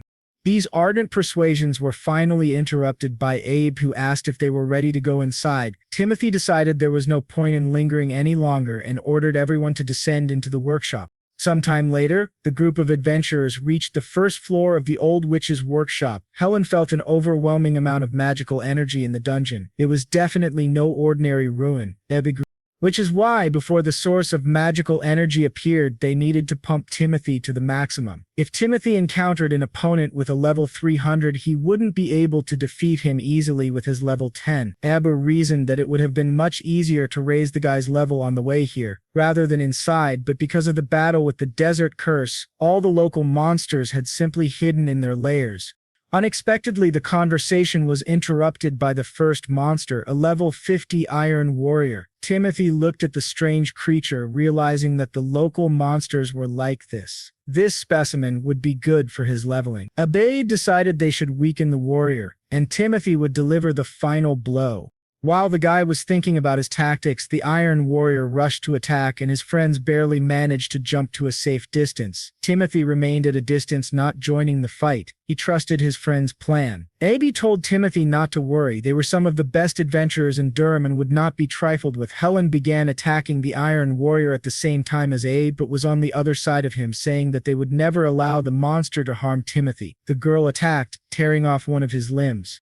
At that same second, Abe informed Timothy that his moment of glory had arrived. The guy did not waste time waiting to be invited a second time. He immediately ran to attack. Suddenly, when he was almost at his target, Timothy saw that the Iron Warrior had transformed, and the monster seemed ready to crush him. Lindsay, who had been watching the battle, realized that Timothy was in trouble. Not worried about her own safety, the girl decided she would certainly protect him with her epic lightning strike skill. A thunderbolt struck as Lindsay rushed past Timothy like lightning, knocking him down, running straight for the Iron Warrior. When the boy saw it was Lindsay, he began to worry about her, but the girl was very brave, though still lacking strength. Her counterattack didn't last long, as the monster was stronger than she was, which was expected. Lindsay was sent flying back. Timothy managed to catch her and prevent a painful fall, and he sincerely thanked her for saving his life at the last moment.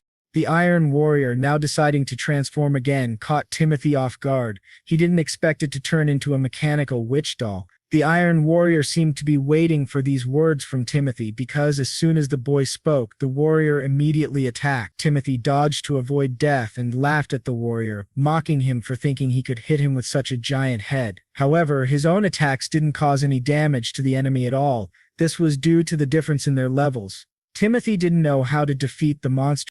Helen shouted that if it was just a mechanical doll, there must be a core under its body. Timothy asked how they should proceed to get to it. Abe replied that it was simple. They had to destroy the body of the Iron Warrior by force. Not expecting support, Timothy shouted at the magic robot to attack him. The Iron Warrior turned in his direction, but was immediately shot in the other arm, which was blown apart. Meanwhile, Abe wasted no time jumping up to the warrior and tearing at the iron plating with his hands. He didn't need cover because he wasn't as weak as he seemed. In a moment, the guy exposed the warrior's core. Turning to his friends, Abe said that while the Iron Warrior was disoriented, they should attack it. Timothy immediately ran at the enemy, clutching his sword. This time, he had to do everything to win. A few seconds later, he struck the core of the Iron Warrior, and it shattered into pieces. A second later, the Iron Warrior fell to the ground and turned into a pile of scrap metal. Timothy finally got what he wanted, 50 levels from the defeated monster. If the boy defeated a couple more mechanical dolls in the same way, he would quickly be able to regain his previous level. Helen said that the most important thing was to remember that these were just magical golems. Their weak point was their magical core. Ebby added that it was thanks to this core that they could function on their own. They were mindless puppets that obeyed the will of their master, who breathed life into them with the help of magic. This enemy was very simple. The friends were so busy talking again that they didn't notice that two more Iron Warriors had approached them. As Lindsay had informed them, the enemies were also level 50. Now, with Timothy's level at 60, he could handle them alone. The guy desperately ran toward the enemies, pulling his sword out of its sheath. Once again, on his way to the Iron Warriors, Timothy swung his fist and hit the first one, causing it to fall onto the second. At the first blow of the boy's hand, the magical robot's core immediately opened. Timothy pulled out one of his daggers and quickly devoured the enemy's level. Timothy's level was now 110, and the second Iron Warrior was no problem for him at all. Timothy activated the wings of Seraphim. He realized that the enemy was transforming, but this trick would not work on him. The second time, the guy had two swords in his hands at once. The Iron Warrior was a bit confused, and with a lightning leap, Timothy struck twice, chopping off both robot arms and piercing the magic core. The level of the enemies had been absorbed and the level of the owner was raised to the 160. The guy managed to improve his level a little, but a new danger was approaching. His friends, Helen, jumped in front of Timothy and created a protective dome. She shouted for her friends to be careful. It was too early to relax because a whole army of Iron Warriors was moving in on them. The robots had noticed the offenders and wanted to kill them. The friends urgently needed to find a way out of the situation because there were just too many enemies. Helen's protective dome protected the adventurers very well, but it did not keep them from being confused about their future actions. The girl realized that although the level of the magical robots was quite low due to the anomaly in this place, they were stronger than they should be. Meanwhile, the robots sent a request for reinforcements to immediately eliminate the threat. An army of iron puppets lined up in several rows, determined not to let their uninvited guests leave alive. Ebby, seeing that things were dire, shouted to his friends to run to the tunnels. None of the adventurers argued with him, and Timothy was the last one to leave the room. For a while, they ran without looking back, but the boy noticed that he didn't see Lindsay anywhere and looked. The girl stopped in the middle of the road in awe. The boy also saw the Iron Warriors approaching her and covered her with himself, ordering her to run immediately. Lindsay did not need much persuasion, constantly looking back at Timothy as she quickly ran after her friends. Meanwhile, the guy once again activated the Seraphim's wings skill and prepared for battle. The first Iron Warrior started shooting, and the guy first deflected its bullets with his swords. When the magical puppet lost patience, it began to pour iron on everything. Timothy accelerated his fencing skills to defend himself. The car, powered by a giant battery, did not retreat, and Timothy realized that it was time to do something drastic. When the shooting stopped, the guy shouted for the cans to come to him, as they would not be able to overwhelm him with their numbers anyway. Suddenly, the boy saw one of the Iron Warriors activate a large cannon from its body. It began to accumulate energy for a shot. In a moment, the energy of the shot, illuminating the entire tunnel, was already reaching out to Timothy. It was an unexpected twist, and the guy had to quickly run away from the flames of hell. Timothy managed to hide around the corner while the first of the Iron Warriors broke the granite slabs with its shot. The other activated their guns. The next collective shot destroyed the wall behind which Timothy was hiding, so he had to run away again with everything exploding behind him. Meanwhile, Abe, Helen, and Lindsay ran to another entrance to a room and stopped at the threshold. Timothy, who ran up to them a few minutes later, asked what they were doing there and why they needed to run as fast as possible. Robot shooters, who also had canned cans, were no longer an option, and they had to hurry. Abe replied that they would have loved to do so, but they simply had nowhere to run. The room was a dead end. When he went inside, the guy could not contain his cry of despair. He did not understand why they were so unlucky. The Iron Warriors were already behind them, and Helen managed to create a protective dome in time to prevent the bullets from hitting anyone in the squad. The friends gradually retreated from the entrance and finally found themselves in the center of the hall while the enemies began to enter and surround them from different sides. When the shooting started, Helen needed all her strength to hold back the gunfire that was pouring down on them. The girl held on with all her strength, but the pressure was too strong and the cans did not allow her to catch her breath. Helen began to feel that she was being pushed back, and something had to be done urgently. The girl shouted to her friends that she was no longer able to protect them and deter their enemies. Timothy immediately reacted and said that in that case she should let him go ahead. Ab objected and said that even if the boy had a high level, there were too many enemies and they were strengthened by a magical anomaly. He wouldn't be able to defeat them. Timothy knew his friend was right, but he just didn't know what they needed to do to survive. Suddenly, the gunshots stopped, and the friends found themselves in a kind of energy beam. They looked up at the mountain and saw the runes of some kind of spell, which were gradually activating. Helen was the only person who knew what was happening. It was teleportation. A few seconds later, the floor began to cave in under their feet, and they fell into the abyss. The friends found themselves in a dark abyss, and as they fell, Timothy reasoned that the floor could not have collapsed on its own. This situation had been set up by someone. In addition to falling, the guy heard the shouts of the Iron Warriors who said it was necessary to pursue the offenders. He had to defend himself in the air. The first Iron Warrior who encountered Timothy flew off against the wall and the tin can was defeated. Timothy looked up to see 3 more robot puppets pointing all their guns at him. Lasers shot directly at his squad. The guy realized that no one in his group would be able to dodge the enemy's attack in time, but at the same moment he heard Abe's voice. Abe wanted Timothy to give him his hand immediately, but he was at a good distance and no matter how hard he reached out, he couldn't reach the guy. After a moment, Abe looked back at Helen, who was even lower, and asked her to use wind magic and push him toward Timothy. Helen said that if Abe really wanted to, she would use wind magic, but he had asked for it and shouldn't blame her later. Like a feather, Abe flew at high speed in the direction of Timothy, who was already prepared to catch him. A moment later, there was a successful collision of sides, and Abe, without stopping his flight, spun Timothy around and threw him forward at the Steel Warriors. A few seconds later, the first of the Steel Warriors was cut in half by Seraphim's sword, while the other 2 remained far below. The cut metal can exploded in mid-air, creating a blast wave and fire that moved toward the other 2 robots. When the fight dissipated, Timothy saw that the 2 were still alive and even shooting in his direction. The guy tried his best to fight off the avalanche of bullets and struck back, and the tin cans were wounded. There was a powerful explosion that illuminated the entire tunnel through which the adventurers were traveling. As the guy flew past the fire, he was pierced by the absorbed levels of the 3 enemies he killed. His current level was now 360, and if he continued to increase his level, he would be able to defeat the one who had cursed Durham. Realizing that everyone was now looking at Timothy and not paying attention to anything else, Lindsay shouted that they are still falling. Helen looked at the girl and told her not to worry, they would get out of here. A few seconds later, all the members of Timothy's squad found themselves back in a hall they had never seen before, and the magic could have saved their lives. As soon as Helen, Lindsay, and Abe hit the floor, a powerful explosion sounded behind them, throwing them back into the air. When they looked back, they saw the silhouette of Timothy in the smoke. He apologized to his friends for being too high. The guy so far did not know how to control his strength to the fullest.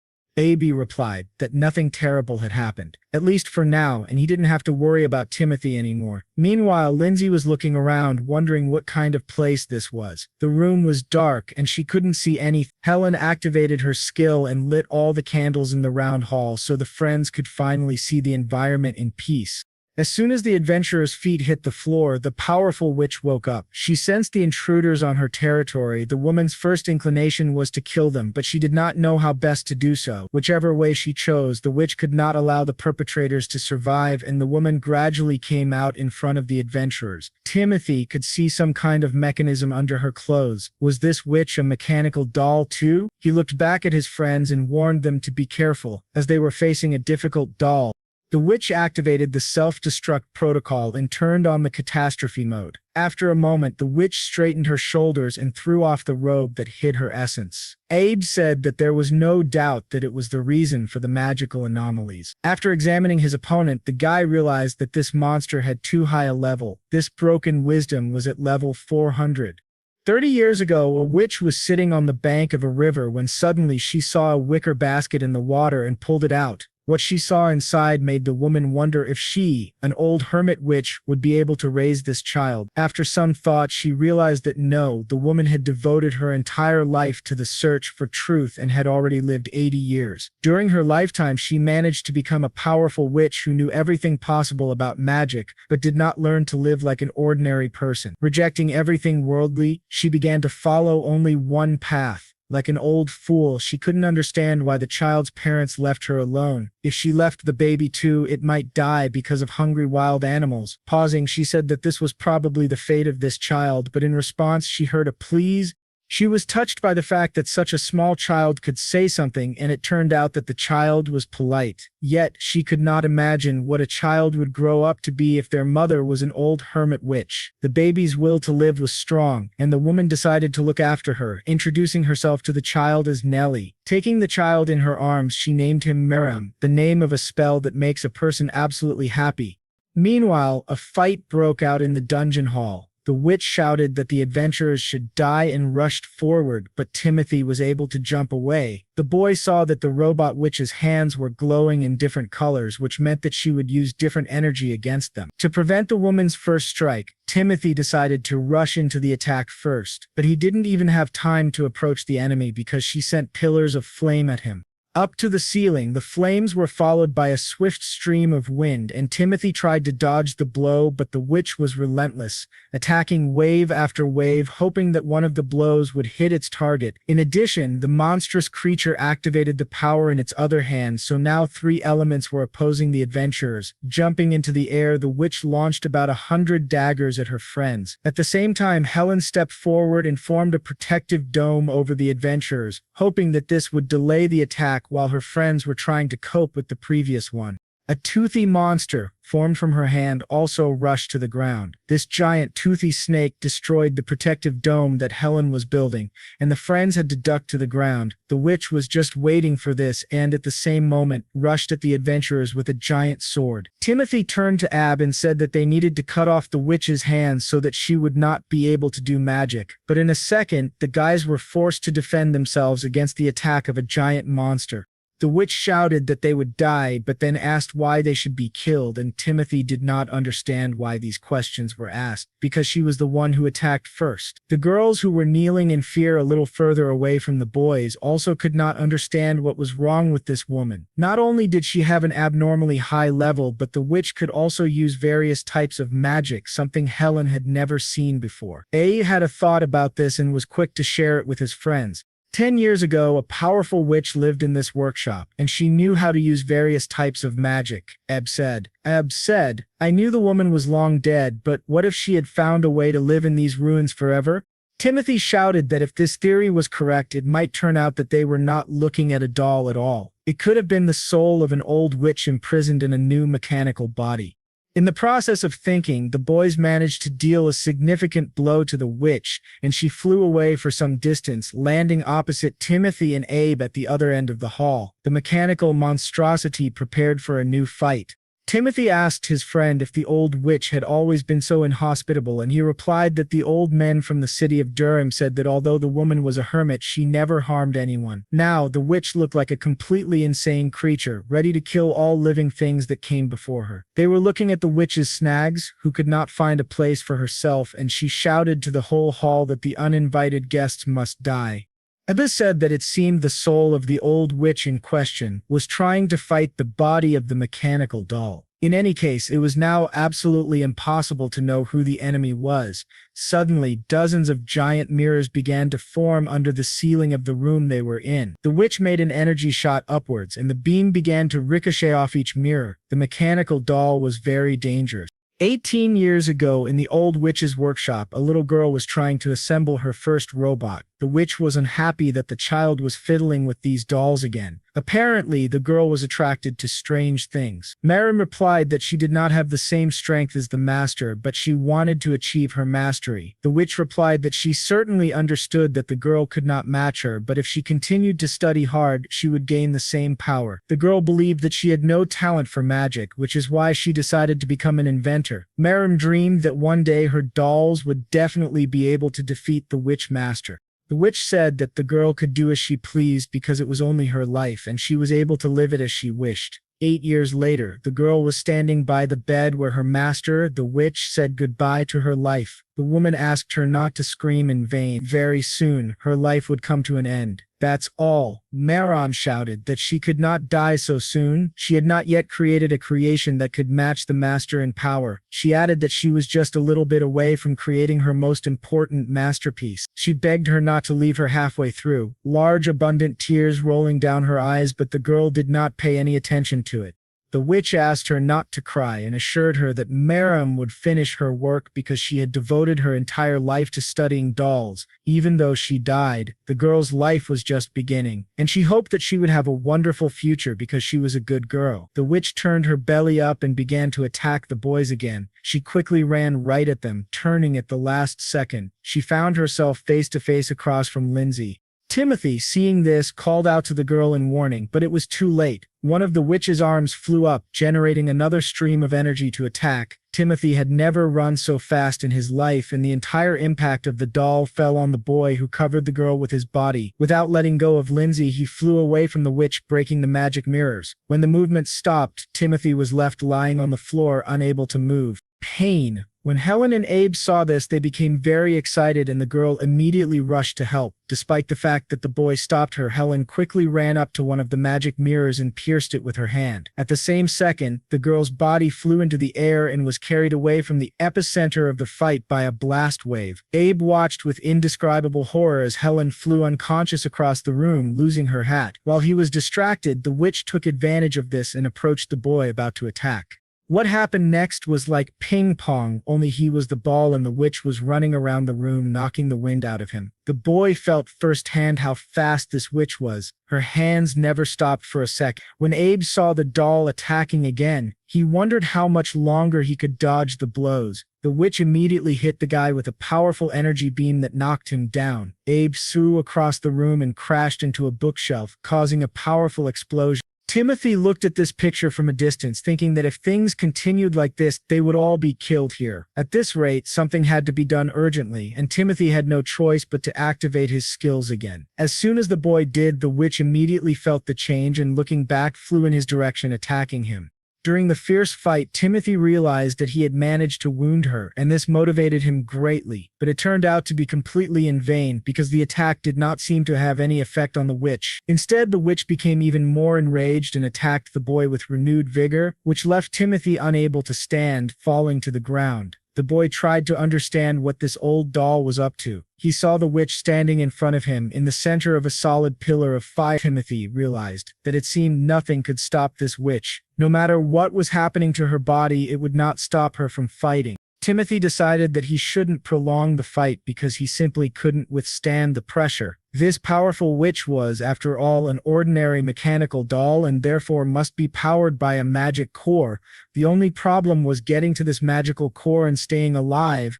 Screaming about death, the witch attacked the boy and he began to dodge the swift attacks at top speed. Timothy realized that if he kept going, he would be able to get close to her. But the second he saw the Iron Warriors, a squad of 4 robotic puppets landed on the floor and immediately found their target in the boy's face. Timothy was excited. These cans had never been so useful and he would be able to improve his level. The boy killed all 4 Iron Warriors, one by one, and the witch did not interfere in this fight. The system announced that the levels were absorbed and the current level of the owner reached 560.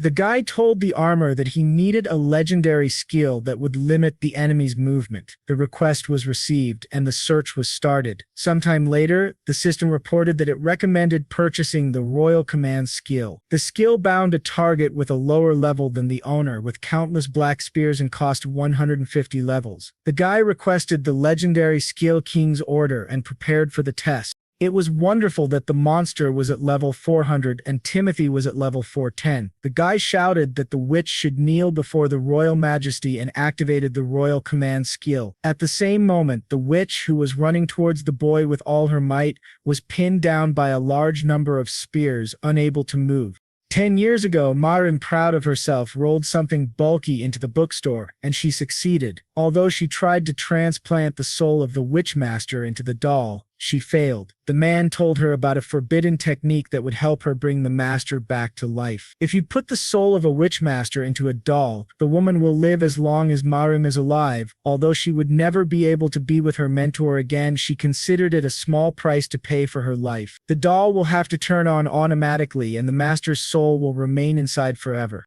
As soon as the girl left the room, looking back to say goodbye, Maram lingered. Although she was consumed by evil, the girl hoped that the witch in the doll's body would live a happy life for both of them. Now this half-crazed witch doll was pinned down by the spears that were formed with Timothy's skill, and she was resisting. The floundering continued for several minutes, and finally, the doll broke free of its captivity and started running in the boy's direction again. Timothy was amazed that his plan didn't work, but he decided to keep going. Timothy pointed his hand toward the doll and activated his royal command skill once more. Dozens of spears again caught the witch, piercing her limbs. The crazy creature wanted Timothy to die. She had to kill the intruder, but she didn't remember why. The boy took up his sword. He did not understand why the witch was still asking this question. She said that killing people was her goal and then denied it herself. A crazy, powerful witch doll escaped from the spear's captivity again, tearing off part of her limbs. She rushed toward Timothy, but he activated his skill again.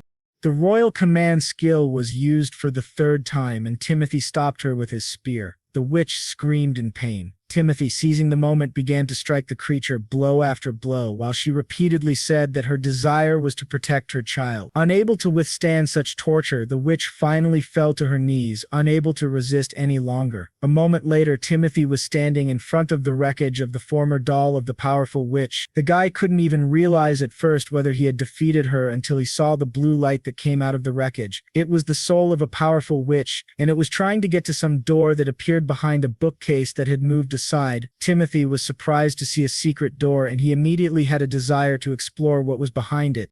Suddenly, his thoughts were interrupted by the system's voice announcing the level's absorption. A powerful energy beam burst from the doll's remains. Timothy was overjoyed. It was the first time he had defeated such a high-level opponent, and it was supposed to raise his level to the heavens. The system did indeed announce a few seconds later that the current level of the owner had already reached 810. At the very moment the announcement ended, Timothy was surrounded by darkness, which was so heavy that he fell to the floor. It was incredibly painful for the guy. But was it because the armor absorbed such a high level? The dark energy was increasing, and the system issued a warning. It informed him that due to the absorption of a huge number of levels, the owner would suffer enormous physical and mental damage, and this process had already begun. To save the owner's life, the system recommended acquiring the vault skill. The system waited for confirmation of this action, but Timothy did not hear it. The system eventually made a second request, but did not wait for a response. At this time, Timothy turned into a complete pain. Realizing that the boy could not give orders, the armor took over temporary authority and acquired and activated the vault skill on its own. When the vault was activated, the system notified that 400 levels of the owner had been transferred to it, and the darkness was gradually replaced by light. Soon the light dissipated and Timothy began to sink to the floor. The guy would have remained unconscious, but he groaned in pain. Only when he fell to the ground did Timothy's whole body tremble. A few minutes later, the guy raised his head and asked the armor of the abyss if they had really saved his life. The system responded that it simply confirmed the owner's intention and acquired a new armor function, storage. Timothy admitted that it was a complete surprise for him because, to be honest, he didn't remember much due to the enormous pain. The guy asked what kind of capabilities this storage facility had. The system replied that the storage skill allows you to add or remove your levels at the owner's discretion. Previously, the ruler had the 10th level, but the system took over and took away 400 levels. Finally, Timothy understood everything, which is why his level did not increase. All thanks to the storage skill. Timothy realized that this was quite convenient. As soon as he got to the city, he could lower his level to avoid attracting too much attention. Yet Timothy must not absorb too high levels, otherwise he would simply lose his mind. The system said that it was the first time he had absorbed such a high level and it would not happen again. Timothy replied that he would deal with the storage. He heard his friends running toward him. Babe, Lindsay and Helen were very worried. They started asking if he was okay because they had heard Timothy screaming. The guy said not to worry. Everything was fine now. The most important thing for him was that they remained safe and sound. The friends smiled at each other and clashed fists, and the mission was accomplished. Suddenly, Timothy remembered that after he overcame the old doll, a ball of light flew out of its body. Abe wondered if it could be the soul of an old witch, and the boy asked what happened next. Timothy replied that this so-called soul of the old witch had opened a secret door behind the bookcase. Lindsay looked at this door with admiration. She asked if they would go there. Helen replied that of course, but if the old witch's soul was still there behind this door, their band of adventurers might be in serious danger. A group of friends led by Timothy began to approach the mysterious door. Taking hold of the handle, Timothy announced that he would open the door in the next second, and everyone had to get ready. Amazed, the friends saw an incredibly beautiful lawn with a neat little house in the middle of it. Timothy didn't understand what kind of place it was because they were deep underground, and here was some kind of Eden. Eb replied that it seemed this space was created with the help of an old witch's magic. Helen was also amazed. She had never seen anything like it in her life. The old witch was actually a powerful sorcerer. Lindsay, alone, was turning her head, trying to find the place where the ball of light Timothy had mentioned had gone. The only place to hide was that house in front of them. Suddenly, something very fast rushed outside through the roof of the house, breaking it. 2 seconds later, a robot with a sword for a hand landed on the ground right in front of them. Timothy got ready. He believed he had a new opponent. But the robot told the guy to immediately put away his weapon. Showing his sword instead of a hand, the robot said that it was not a toy at all, and it was better not to swing it. Timothy noticed that the robot also had a sword and walked around with it, but the robot replied that it would lose part of its arm if it could. In the end, the newcomer threw the jokes aside and said that she actually had to thank them. The robot called itself Nellie and, officially on behalf of the old witch who had settled in these ruins, thanked him once again for saving her soul. She added that she never would have thought that a witch like her would be able to live so long. The witch said that the terrible mechanical doll which her friends had defeated had held her soul for many years. As soon as the boy and his team destroyed the doll, she woke up in this new body and finally her will was no longer being oppressed. Abe admitted that he had suspected something like that. The witch's mind had been clouded by negative energy. Lindsay asked why the witch's soul had not found peace. The witch replied that after the destruction of her old body, her soul found refuge in the old doll. Logically, she should have found peace and finally left this world. But an immature boy had used a forbidden magic technique on her. Helen, disbelieving, asked what kind of forbidden magic technique they were talking about. Timothy was also curious to find out what the powerful witch meant, and it was more pleasant to talk to her now than the previous time. The witch replied that it was from a list of spells that had been rejected by the wise men and were forbidden to be used by anyone in the wizarding community. The use of these techniques is a real taboo because of their dangerous consequences. Timothy asked what the unknown boy had done to her soul. The witch replied that forbidden technique number 95 had been used on her, a soul seeking rest in another's body. Because of this technique, no matter what efforts the adventurers made to destroy her body, her soul would always find another shell to continue its existence. Helen, after hearing the witch's story, said that if she wanted to die, they could always cast a spell on her, but the witch said that was impossible. Her soul could only be freed by the one who had placed the forbidden technique on her. Helen wondered if even a powerful witch like her could not free herself from the technique, but the sad truth was that she couldn't. The witch replied that the person who had cast the spell on her knew she would try to free herself and did everything to ensure that no one but him could do it.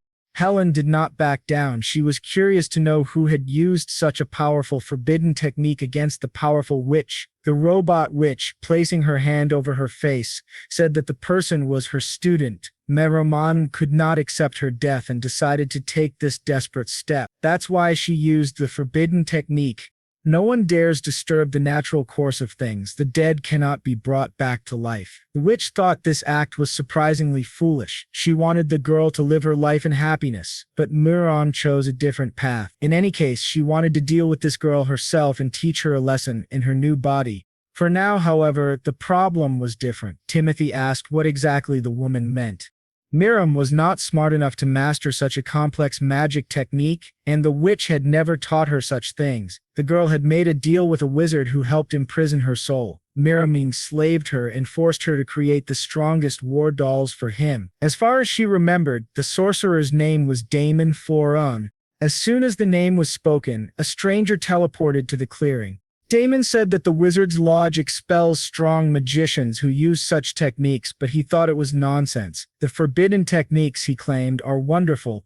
They have helped many people live happily. In the hands of such magicians lies the power of God himself. Damon waved his staff and looked haughtily at everyone present. He said that this is why he teaches forbidden magical techniques to anyone who needs them.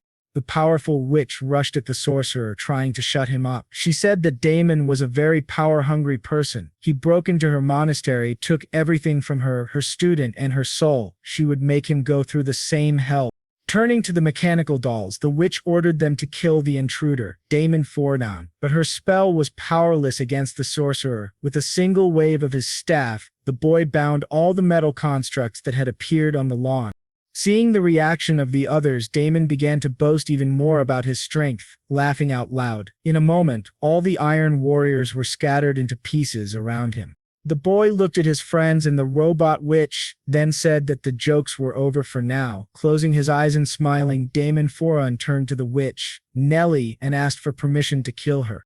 The powerful witch, Nellie, asked if Damon had really decided to kill her, and whether he realized it was impossible to do so because of the forbidden magic.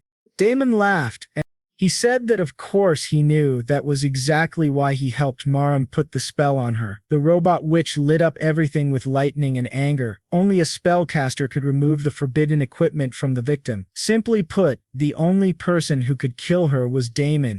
The sorcerer laughed out loud. He was enjoying this moment. The witch was right. Only he could free her soul from this tin can. The boy was torn apart by the realization of his greatness and cunning. It was he who had shown the witch all the charm of the forbidden technique.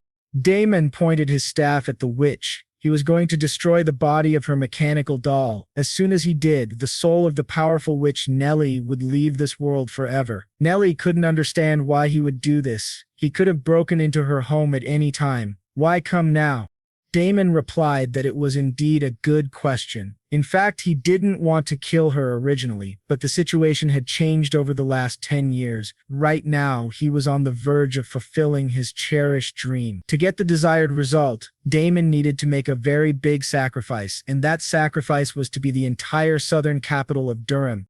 Damon stuck out his long tongue, laughing. He could already imagine all the buildings, each filled with people, becoming the foundation of his goal. He said that people still remembered Nellie, and only a powerful witch like her could stop him. He didn't want people who remembered her kindness to come begging her for help. It would be easier to just kill her. Timothy, just in case, asked if Damon had really sent those monsters to the city. The man answered in the affirmative. At that very second, Timothy activated his powers, saying that he had finally found the bastard. He rushed to attack. Damon met the boy's blow with a smile and blocked it with his staff. Timothy's pressure was intense, forcing Damon to jump to a safe distance. Timothy said he didn't know all the reasons behind Damon's actions, but he didn't care. He would not allow Durham to be destroyed for selfish reasons. The boy declared that he would personally kill the arrogant sorcerer and promised to do so. Timothy was at level 410, while Damon was at level 500. Damon was curious how the boy planned to do it. Until now, he believed that only Nellie could stop him, but he hadn't seen adventurers of such a high level in these parts for a long time. Timothy rushed in for another attack, but Damon said that killing the boy wasn't part of his plans. Still, he considered it a stroke of great luck that this particular boy had shown up. Now he had the chance to deal with the two elements that irritated him the most. He struck his first blow. It was so powerful that Timothy lost his balance, flew backwards, and fell helplessly onto the lawn. Damon looked at the boy who was trying to relieve the pain in his chest and said he should be happy. He would give him a quick death. Suddenly, Helen and Abe appeared behind Damon. When the boy looked up in surprise, Abe said he shouldn't forget about them. Looking at his friends, Damon admitted that he wasn't ready to fight so many enemies. Summoning a teleporter, he said goodbye to everyone. Nellie ran up to him and asked if he was running away. Damon replied that he wasn't running from her. He simply didn't want to be late for the bloody feast. The sorcerer stepped into the teleporter. Looking back at Timothy's squad, Damon said that if they truly wanted to defend the city, they'd better hurry. The teleporter vanished, but the group could still hear his voice. At that very moment, Damon's subordinates had already begun killing the people of Durham. Meanwhile, Durham was as crowded as ever. The city bustled with life. Damon watched the residents from the highest point in the city, knowing everything would change soon. This idyllic world would end today. The process had already begun.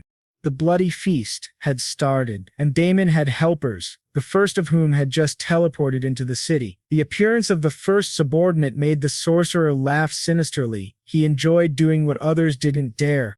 The city was soon flooded with Damon's teleporting subordinates. The sorcerer wished death upon all its inhabitants, eager for them to become food for the new god of this world. At the moment the senseless bloodshed began in Durham, the magical core inside Witch Nellie cracked. Feeling changes within her, the robot witch dropped to one knee. Timothy rushed over and asked what was wrong. The witch replied that they needn't worry. It seemed Damon had modified the forbidden magic technique before leaving. Timothy tried to continue her thought, which meant that in the event her body broke down, Nellie finished his sentence. Yes, if her body was damaged, she would simply die in this world forever. But honestly, she didn't care. She had already died once. Death no longer scared her. What did scare her was that doll. When she had been imprisoned in that terrible doll, she couldn't leave the confines of her studio, and her mind was clouded. Now everything was different. She was free and could finally leave this place. This new body wasn't subject to the old restrictions. What Damon said had been important, and the woman drew her. The friends turned their attention to these words, asking if they remembered them. Lindsay said that this sorcerer was going to kill all the inhabitants of Durham to achieve his dream. Timothy asked the witch if it was true, and the woman replied that she didn't think Damon was lying at all. Batabi said that they had better get back to Durham as soon as possible and stop Damon from harming the townspeople. Helen replied that they would not be able to reach the city in time on their own. Timothy agreed. Even if they tried, by the time they reached Durham, it would be in ruins. The witch Nellie said that the boys and girls had probably forgotten who they had met today. Even Damon was afraid of her, as she was the only equal opponent he had. She asked them to leave the way to her, the powerful old witch. Meanwhile, a bloody harvest had begun in Durham, with Damon's henchmen executing people right on the streets. Another victim was a local man who begged for help, but Damon's subordinates were not impressed. Looking at the sorcerer standing over him, the man pleaded with them, swearing he would do anything to survive. Melissa was in Timothy's guild building at the time. She heard the man's terrible dying cry and looked out the window. She left her work and went out into the yard, surprised to see that the sky over Durham had turned purple. One of Damon's henchmen, who was on the other side of the street, saw a new victim. The sorcerer said that she should cry and beg, tremble with fear in anticipation of the inevitable. The girl's suffering was to become food for their new god. The sorcerer sent a deadly energy beam toward Melissa. At the last second, Timothy managed to rush in front of the girl and eliminate the attacker. He struck the enemy with a blow so powerful that the sorcerer was thrown against a building across the street. Looking at Melissa, Timothy told her not to worry. All the people of Durham were safe now. Helen appeared a moment later and said that those who use forbidden techniques are real weaklings, people who had never been able to master the magical arts in their entire miserable lives. Melissa looked at her friends around her and sincerely thanked them for saving her, saying they had arrived just in time. Nellie, the robot witch, said that Damon had managed to change the nature of her body. She was standing in a teleporter that no longer worked and now couldn't get back to her workshop, while her friends risked their lives to save others. Timothy thanked the powerful robot witch for teleporting them in time. The witch told the boy to stop calling her that, as it was a relic of the past. In response to her friend's silent questions, the witch said that she didn't even mind if they called her their friend. Several of Damon's henchmen had already received their punishment for killing innocents. Liao said that doing such things was a great sin and that he would punish everyone responsible. The head of the Salvation Sword Guild told the rescued man to run to the headquarters where all the survivors were hiding and promised to protect them. The man obediently did what Liao said. He also noted that the enemies he had encountered were approximately between level 80 and 100. Until now, Liao had never met anyone in Durham who looked like them. Suddenly, the man heard clapping hands behind him, and a stranger's voice said he was a good warrior, the head of the Sword of Salvation Guild. Liao turned around and looked at the stranger, asking if he was the one responsible for the chaos happening in the city. Damon laughed. He said that human anger, in his opinion, was very beautiful. At that moment, Liao looked irresistible in his eyes. When asked directly, Damon answered in the affirmative, admitting that he had organized the bloody celebration spreading through the city. The head of the Sword of Salvation Guild looked at him carefully and asked what kind of bloody celebration he was talking about. Damon replied that only humans can experience this sweet cocktail of sensations. People can cry out from suffering, anger, or incredible rage, and these feelings make the blood boil in their veins. These angry feelings would be useful to the new god whom Damon wanted to awaken. This, Damon explained, was exactly what he meant when he called everything happening in Durham a bloody celebration. After listening to the narcissistic boy, Liao asked if he had sent the desert-cursed creatures to Durham. Damon pretended to remember, but eventually admitted that he had summoned a couple of bugs to test the strength of her guild. The results did not impress him. The impudent sorcerer smiled ominously and admitted that he had to thank them because they defended the city that day. Now he could make all the locals pray to the new god. It was only through the protection of the Sword of Salvation Guild that the new god of this world would be able to enjoy human suffering to the fullest. Liao thoughtfully concluded that it was Damon's fault and told him that he would not allow his dirty plan to come to fruition. The head of the Sword of Salvation Guild activated the legendary skill Demonic Coming. Damon said that even after using the legendary skill, the enemy's level only reached 400. The arrogant, irrepressible bastard laughed in Liao's face, saying that he was no match for him. Damon was level 500. Liao didn't care what the enemy said. He repeated that he would make them lay down their arms, no matter what level they had. Within 15 seconds, Timothy, watching the scene from a distance, informed the system that he wanted to activate the vault and add another 190 levels to his status. The system informed him that he was currently at level 600, but Liao had already charged forward to attack Damon. Timothy silently attacked Damon from the other side, but the latter noticed him in time. Abe was destroying his share of the enemies when he suddenly realized that they were feeding on anger. Damon's henchmen forced innocent people to suffer and begged for mercy. All this bloodshed and massive sacrifice was only for the sake of feeding their god.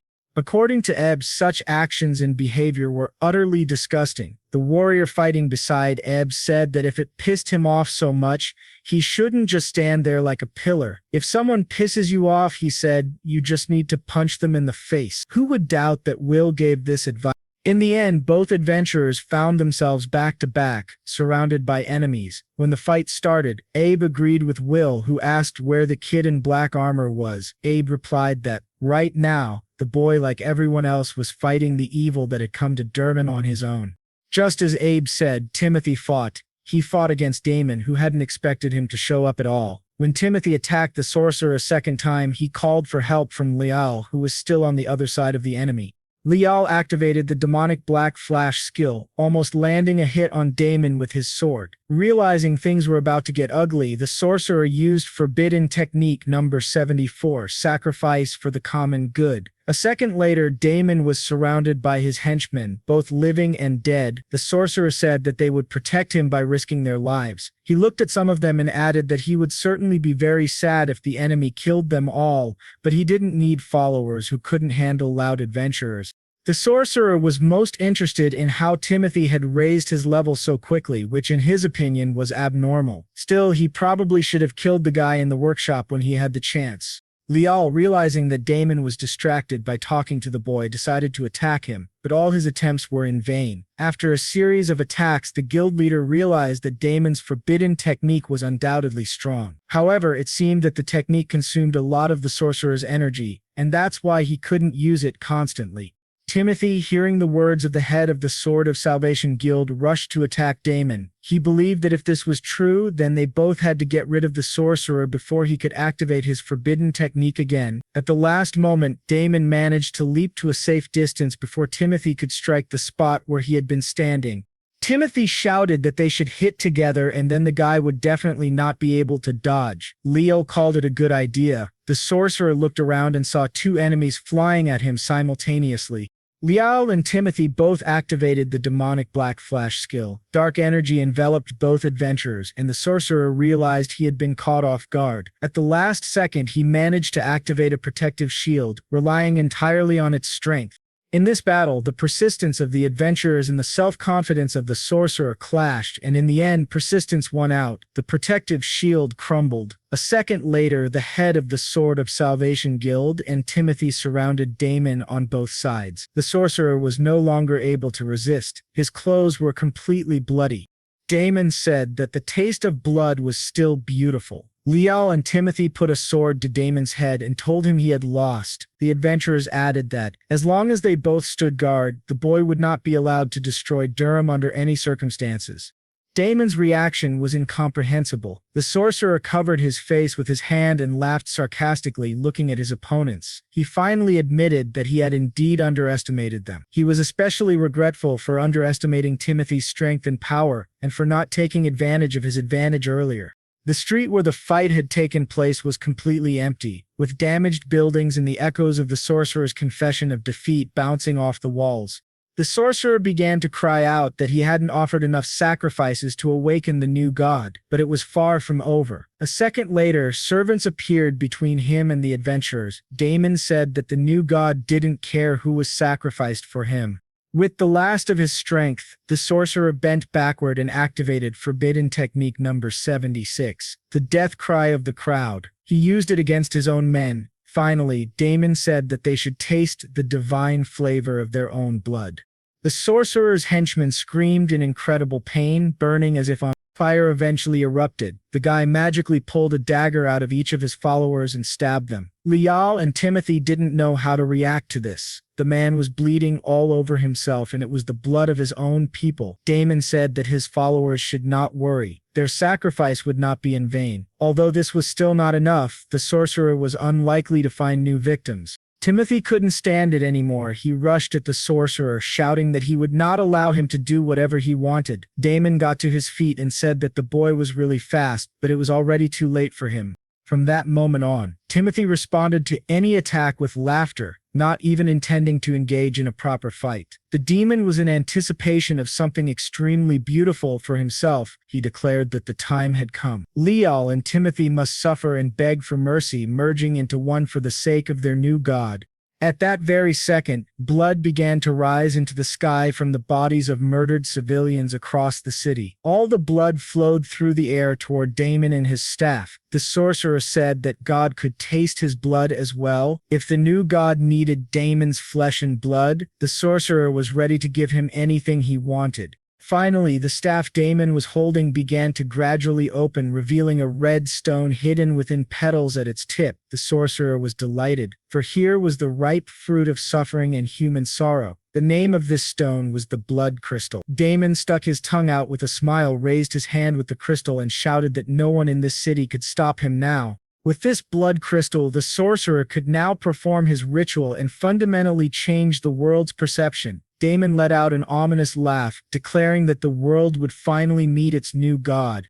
Timothy was furious at his words and behavior. He demanded to know how the hell Damon planned to bring someone like that into the world. The sorcerer replied that the forbidden techniques were imperfect, and he wouldn't be able to fully resurrect the god. However, Damon wanted to let the new god take his body as a shell.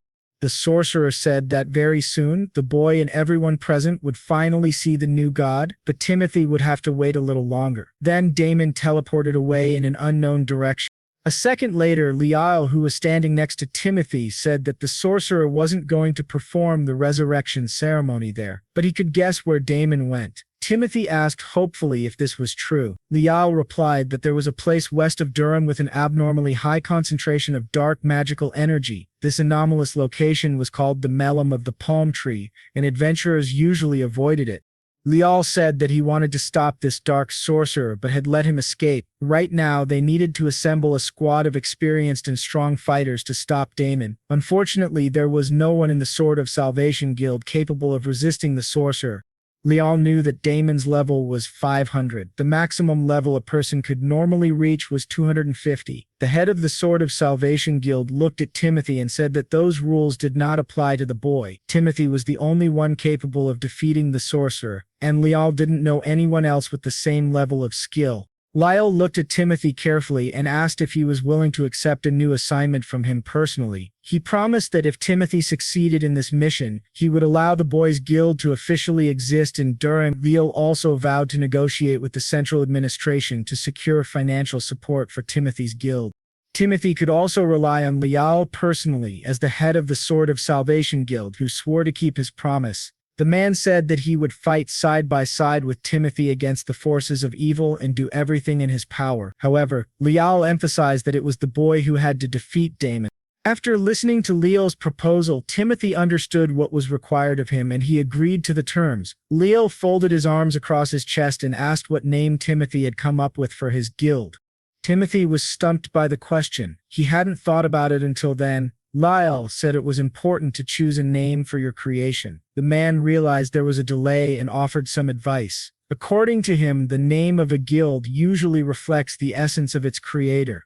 In Liao's opinion, Timothy had become a support for everyone he met during his adventures. Many people had been so inspired by Timothy's personality that they decided to follow his example, considering him their hero. He was also willing to sacrifice his life to save others, and his friends responded in kind. So Liao proposed the name Black Star of Hope. Meanwhile, the city of Durham had gradually begun to recover from the horrors experienced by its residents.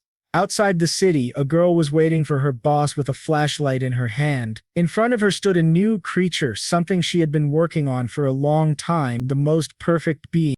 The creature reported that a group of adventurers was on its way. The girl listened to the report and thanked him for the information. She thought, in this case, it was time to prepare for the newcomers. The girl knew she must not let them go further than this hall. Some time later, Damon joined the girl. Today was finally the day he had been waiting for, the day a new god would arrive on Earth. The sorcerer had carefully prepared for this moment. He had created a blood crystal and mastered a forbidden technique that would summon a new god into their world. But there was one caveat to his ideal plan. The sorcerer needed some time to perform the ritual. The girl replied that Damon didn't have to worry about that. She promised to personally kill anyone who dared to enter. The sorcerer responded that this was fine. He had not made a mistake when he made a deal with her. After discussing all the details, Damon said it was time to begin the ritual. The new god would radically change this world, a world that was already rotten.